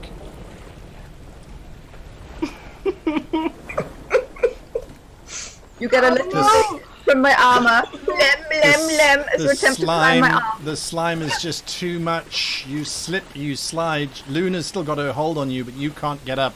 You're watching literally the flesh underneath Lahuna liquefy even more. Gellan turns and faces you, Salt. So this is how it ends, does it, Captain Salt? He says, and he lunges directly at you. His blade glowing with fury, and he sends it deep into your chest. Ow! No! You take 16 points of damage, but you succeed in not instantly dying. What? What? It does that? Yes, it did that to me. Yes. As a bear. It's easier to die. No, just not instantly dying would be bad. Yes. Everybody from the second chance is gathering around you, looking as the ship is now definitely leaning almost at 45 degrees as she is sinking below the waters. He disappears. Scarran is no longer. He has managed to escape. Victor, you're up. Blood spraying from Prime Water. He stands, his eyes slightly blurred, but he is not giving in. What are you doing?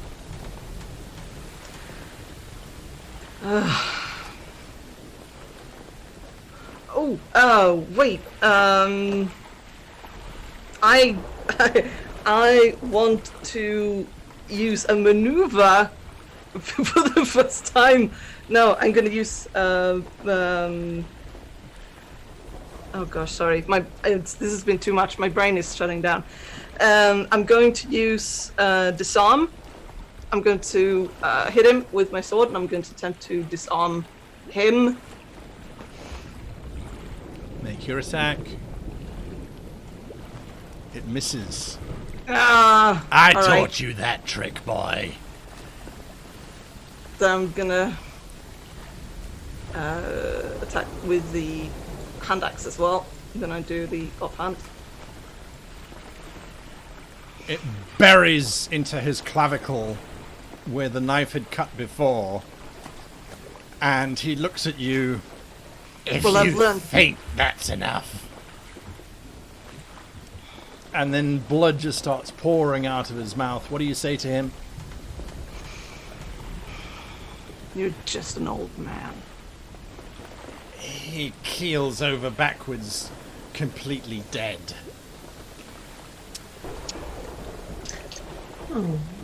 Right, let's go. Everyone, back to the second chance. We need to cut loose. This damn thing is sinking. No complaints from me, says Nami as they all leap across. Captain, says a lad. Yes, the lad. What is it? Jaggsy's got me to hold on to his stuff and said I should wait here. Where did he go? Down in there, he says, pointing to the hatch. I'm sure he knows what he's doing. Besides, he can breathe underwater. He'll be fine. Get back onto the ship. Oh, that's very useful. I wish I could breathe underwater, he says, as he leaps across the gap to the second chance. You all move across. Indigo, you moving as well? Yes, of course I am. Right. We return to the tragic, perhaps or not. Indigo, you want to do something first? Indigo just wants to tap Victor on the shoulder. Do you need healing? No, I'll be alright. I'll be fine. Then I will hold on to this for what might happen. Good. Are you alright? I am all right, yes, but I worry what might have happened to Lehuna and the little dragon. Yes, well, I've sent Tarquin after them. Let's make haste. And she starts slashing the At the lines lines. that are next to her. Lehuna, Yeah. you hold this young flick beneath you, but you can feel that you're already starting to sink in as the surface is giving way. What are you going to do? Lehuna looks into Flick's face and she says to him, "Tell them we did it. Tell them that I got it right for once." She is going to make Anne. Oh Jesus, sorry. It's okay. He's going to make an athletics attempt to Yes. throw him into the water behind her. But she knows that when she does this, the resultant motion is going to push her down through the head of the Kraken. So that's what I'm going to try and do. So be it. We got it right. With a tremendous flick through the air, you are flung upwards and outwards flick away from Lahuna. As you sail across the air, you watch as just for a moment she looks at you, and then the whole structure just collapses, dragging her down into the darkness that is the carcass of this Kraken. You sail... As a reaction, I cast Featherfall on both of us. Alright, you cast Featherfall on both of you. You start to drift down past this spectacularly rotting eye as you lose sight of Lahuna disappearing inside the creature. Jaggajaw, you have found the chest that you were looking for. There seems to be quite a large amount of coin here, stored in bags, individual bags of 100 crowns each. Definitely bounty to be paid to the crew. As much as I'd love to, what I'm looking for is very specific. I'm looking for specifically deeds and title rights to Gellan Prime Royal's property in Saltmarsh. Specifically Nan's carpentry workshop. They're not here. He didn't bring those with him, sadly. Just coin to pay the crew. Alright. Water is sloshing around. I'll definitely grab that. Now, I assume that the water level's risen, so I'm basically... Yeah.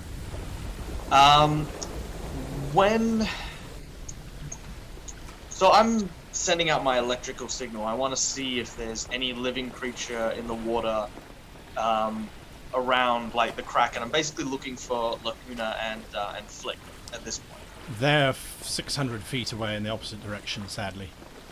So, okay. Yeah, you're getting lots of signals. There's lots of stuff around, but none of it registers as anything familiar. Okay.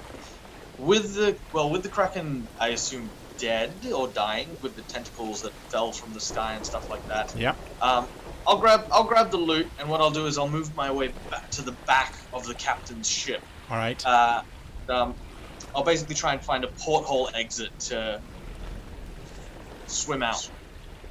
A lot of big holes. Maybe this. There are lots of holes for you to escape from. This is not difficult. I'm also going to cast Long Strider on myself and improve my swim speed. All right. Give me a perception check, if you please. Oh, yes, I have to roll for you. Best dice roll ever. 6. Oh, you no! don't see anything. You don't see anything. Flick, we're out of initiative now.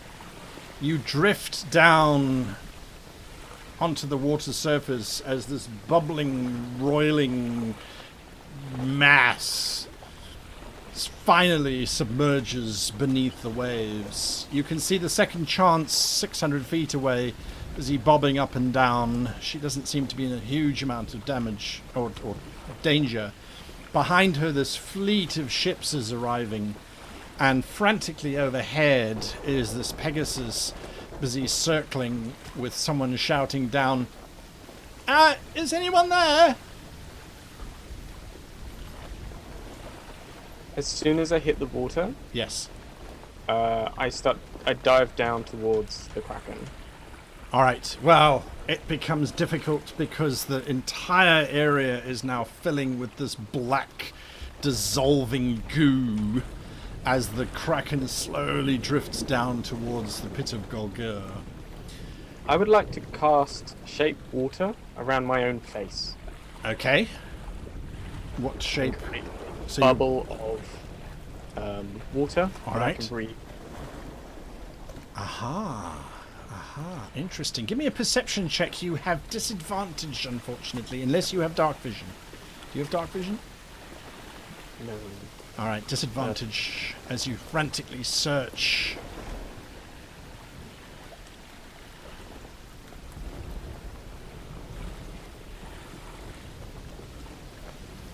It's too murky. You losing sense of direction, and there's bits. You see a hand which you think might be Lahuna's. You swim towards it only to realize it's body of some human or other irrelevant as you are busy swimming around. It's sinking deeper and deeper and deeper. I keep going. I follow it. All right. Indigo and Salt on the ship. I'm gonna turn the ship around to head towards where the Kraken sunk. All right. Get him You start as giving fast. those orders. We're being signalled, Captain. It's the first rate. Fine. I pull Morley out of the barrel and I Oh, put thank him you very much. Ooh, on listen, the, I put him on the helm to steer, and then I'll go to check out the signal. He's like an autopilot. You're just gonna hang him on on the wheel, and he takes over. Yes. There's signalling. You should look at your arcanogram, Captain. Fine. Just dig it out. Immediately, the Admiral appears. I must What? admit, I did not think that it was going to work, but congratulations. You have destroyed the threat. I haven't. My first mate did, and she's still with that thing. Well, the merfolk fleet are here. I will contact the ambassador immediately to start looking Good. for your crewmen, of course. Captain, it would be our honour if you and your crew would to board our ship once we have recovered all of the missing individuals, of course. Why? You have just saved the Azure Sea. I think we should say thank you at the very least. Oh, right. You don't have a problem with I sort of point just as Prime Water's ship sort of disappear. Captain, between you and I believe that you have rid us of two of the most pestilent, corpulent, revolting things that I have ever had the displeasure of having to engage. You have no idea. No, I had a very, very, very long state dinner. I think I do have some idea of what kind of creature that individual was. Nonetheless, we will dispatch whatever aid we can.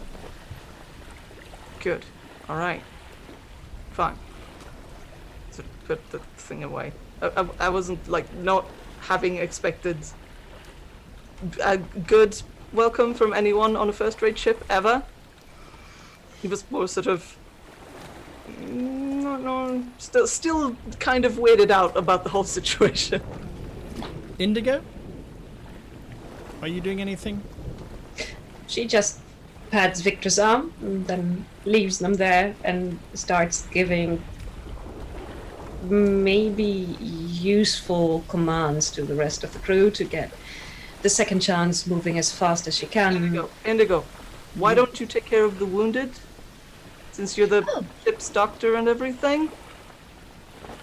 She looks around. Are there many wounded? There's some bumps and scrapes, but the most wounded would be, Us? yes, yourselves. Very well, Captain. Yes, I was stabbed Come here. near the kidney, so please, yes. It does hurt quite a lot.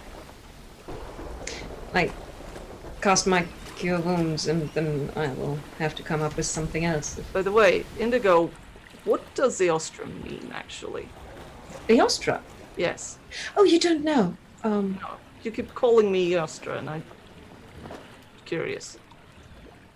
You, do know that my people they work differently when it comes to love and marriage and Sure. and right?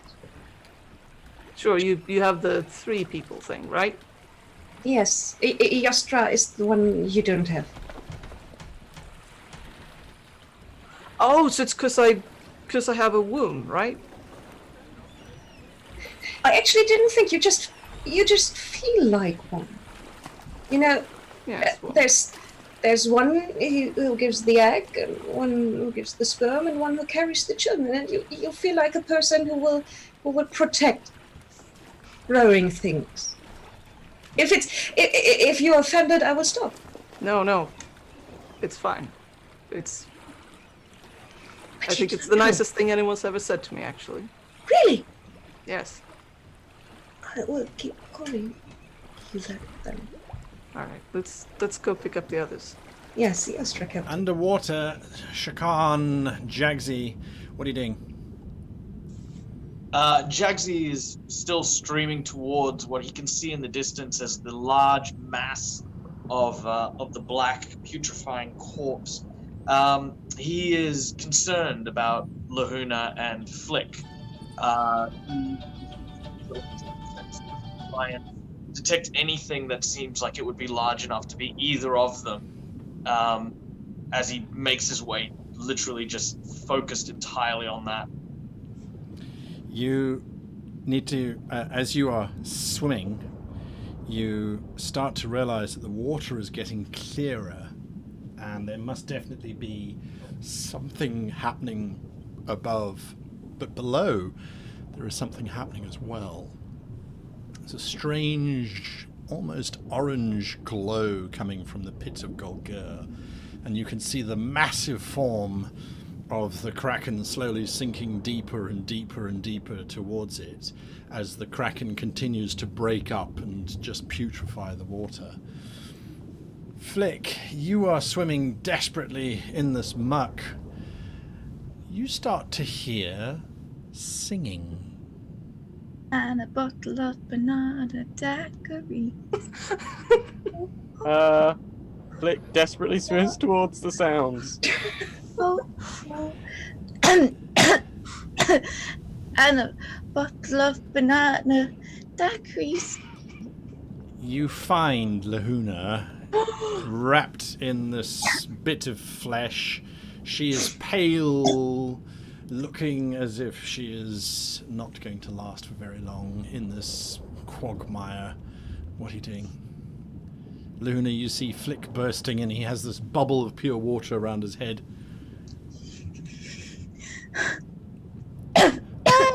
Hi, quick, come on. I just hug her and start pushing her up and swimming upwards. All right, combined, the two of you need to give me a strength check, please.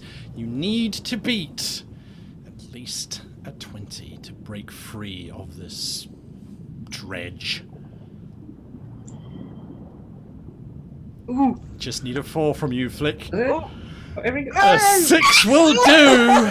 A 6 will do! Jaggerjaw, you watch as this little bolt of blue and coral and brilliant red bursts out of the side of this black morass, and it can only be Flick and Lahuna swimming desperately away from this big mass which sinks deeper down into the pit of Golgur. Jaggerjaw's got this huge grin on his face. He then sort of dead for a moment, regains his glowering as he swims up to meet up with them. All right. And 3 of you meet up without a problem and then head for the surface, I assume? Yes. If possible, checking them for injuries. Heavily. I will throw a cure wounds on them just to help hide some of those injuries. All right. They're actually not as badly wounded as I thought they were. Yes, Lahuna? The moment that they break into clear water, Yes. Lahuna starts just going like mwah, mwah, mwah, mwah, mwah, mwah, all over Flick. And he takes lay on hands, literally in this case, to the extent of his injuries. All right. It's not a lot. Lay on lips. Yeah, Jaggy, you're basically the most injured at this current moment in time. You have 28 wounds. Everyone else basically doesn't have very much. So, but yes, It's stretched. you eventually break the surface of the water where the second chance is nearby. Someone shouts, "Oh, I found them, Captain!" As this Pegasus does a low pass over the water's edge. Already it is obvious that the sun is starting to beat through these black clouds which used to hover and threaten death. They now no longer have any strength here. And the massive form of the first rate starts to slide up next to the second chance. The crews... Throw them a line! Throw them all the lines! Just a whole bunch of ropes get thrown down the side. Already you can hear cheering coming from the second chance and from the first rate. The Dwarves ship slowly pulls in and starts blasting on this massive horn as our characters are dredged from the water. I pick Lahuna and Flick up in like each one in my arms and just hug them so tightly. Blah, blah, blah, blah, blah. Tiny bones. Bastards, you did it! Tiny bones. Ow. All right. Oh, you can take a bit of a hug. I'm so glad to see you. Big head between did it. Victor's legs, raise everyone up onto his shoulders. Oh, stop! Luna, All right, Jaggsy, Indigo, that's okay. Put me down. are you getting in on this hugging action? Indigo looks at Chief Nemi and Name. get him some food. Ah, but of course, I have had a special sandwich prepared from the moment that we started. I had no delusions that we were not going to be successful. I have named it Victory et Calamari, of course, he says as he turns and runs towards the kitchens. And then Indigo slinks over and Joins the hug. eats against this ball of hugging people. And on that note, the adventures of the Second Chance conclude. With a group photo and selfie on the deck of the Second Chance ship. Pan away as they hug. Pull out, or do we? We don't. We actually dip deeper into the water. There's a certain ambassador who's already swimming free of her warship heading towards her daughter. But below that even, we sink even deeper, following the black carcass of the Kraken as it sinks into the pit of Golgur. As it gets towards the darkness, that strange orange light starts to filter up. And for just the briefest of seconds, it looks as if there is fire in the water. And what's all that about? Well, that's second season, isn't it? And here's a little teaser for all of you. Ooh.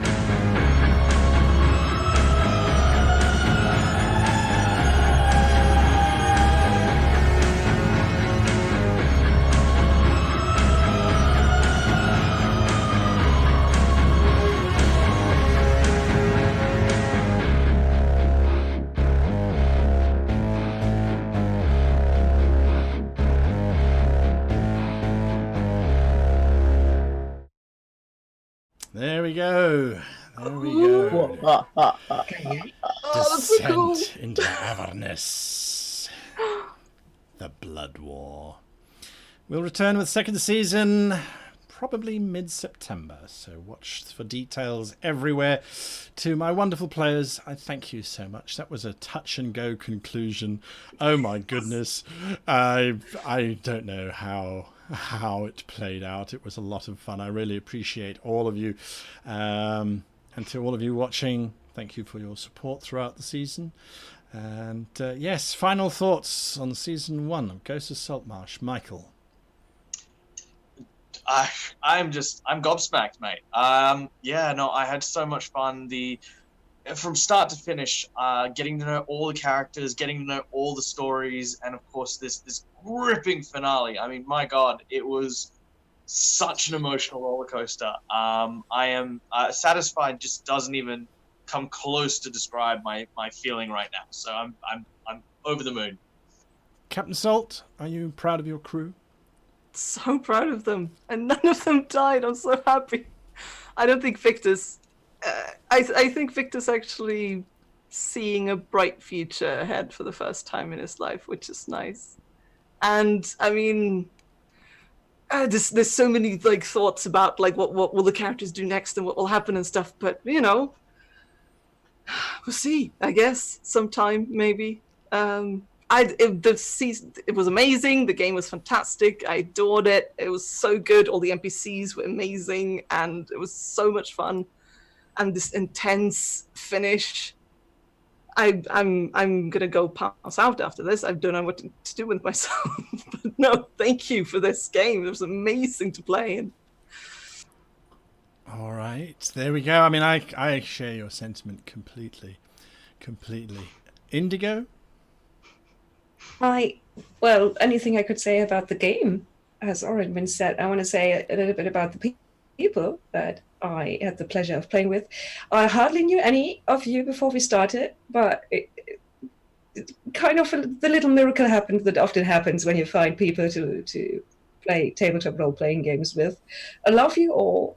You're awesome. I'm going to start traveling around the world to find you. I missed Jenny Bell. It was a near miss this summer. We're going to try again. I'm going to see Michael in Australia. Yes, I'm going to Australia. Not only to see Michael, but also we're going to meet up with Michael and his crew and his people. And I want to tell everyone out there, these guys, they're all amazing. So check out what they do when they're not on this campaign. Look at what Keora does. He's a map master. The stuff he does is just beautiful.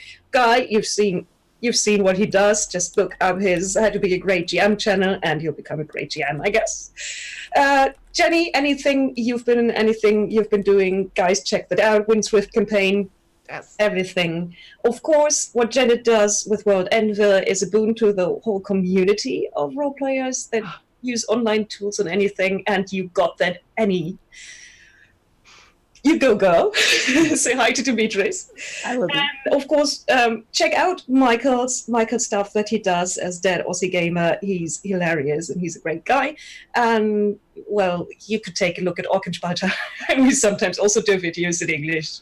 For instance, the Larian thing we did it in English, so you might see some stuff you like. And yes, this is amazing. A gang formed. And to repeat myself, I love you all. There we go. Thank you for inviting me to this. Our absolute pleasure. Janet? Whew, that was a journey, wasn't it? I think back to our first session when we just started and we were learning who the characters were and we were learning about the campaign, and there was a lot of rules for the ship combat that we didn't know quite yet. I was so nervous. This is my first streamed game ever. So to come into a streamed game with players who are as incredible as you guys are, thank you, first of all, for having me here. But I love the fact that we got to this point at the finale, this photo finish, that we had no idea how it was going to shake through. And everybody did it in this characteristic way that was perfect for them. You couldn't write it better. It was glorious. Thank you so much for letting me be part of this incredible journey. You couldn't write it. You couldn't plan for it either. No planning for us. No, sorry. Keora, last thoughts?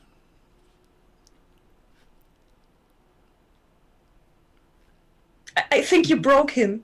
Yeah, speechless. I think mark.exe has stopped working.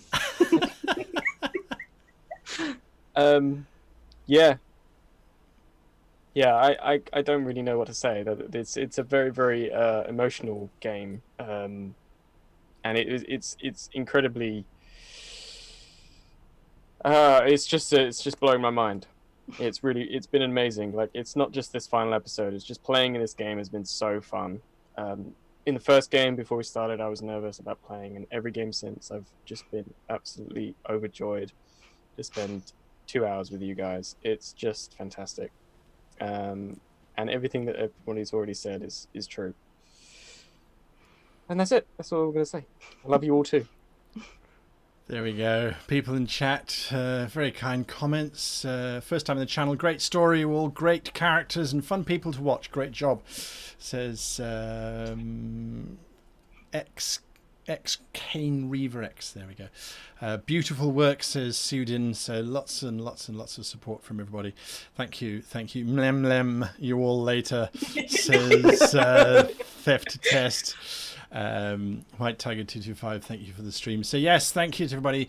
I couldn't have asked for better players. You guys certainly rolled with the punches, so I really enjoyed it. We will be back for season 2. Like I said, watch social media for all of the updates, both from Wizards of the Coast as well as from Great GM and from everybody here as well. We all share this information. So yes, look out for that. Mid-September is when we're starting. That teaser trailer will be available for you to have a look at Without a doubt, as we move into season 2, there's going to be some really exciting stuff. The support that you gave us for creating NPC crew. I never anticipated how many names we were going to get. We got, in the end, over 800 submissions for NPC names. I would have to have an entire crowd scene just naming every single one. So thank you to everybody who submitted names. Mama Saduq's treasure is there for one lucky person, plus there's extra stuff for 3 other people, so go and have a look. Find that treasure if you can. Again, watch out for announcements when that will air. A huge thank you to our sponsors, World Anvil, of course, worldanvil.com. We absolutely love you. Dungeon Fog for all of those maps that we had to flick through today. Thank you for those, Dungeon Fog, as well as providing the soundscapes of the oceans and the storms and things in the background. And of course, Fantasy Grounds for rolling well for the player characters and not rolling well for the NPCs. So good job there, as well as for enabling the ship combat to happen so seamlessly. We do thank those 3, and of course Dungeons and Dragons for giving us these amazing stories. Descent into Avernus is season 2. It is called The Blood War. We will have the same players, but will they be the same characters? A merfolk in hell. Sounds fishy to me. Sounds fishy indeed. So watch out for that. Hopefully we will see you there. And as I said, we're doing something different this time. It's not NPCs you'll be providing. You will be helping fight the Blood War.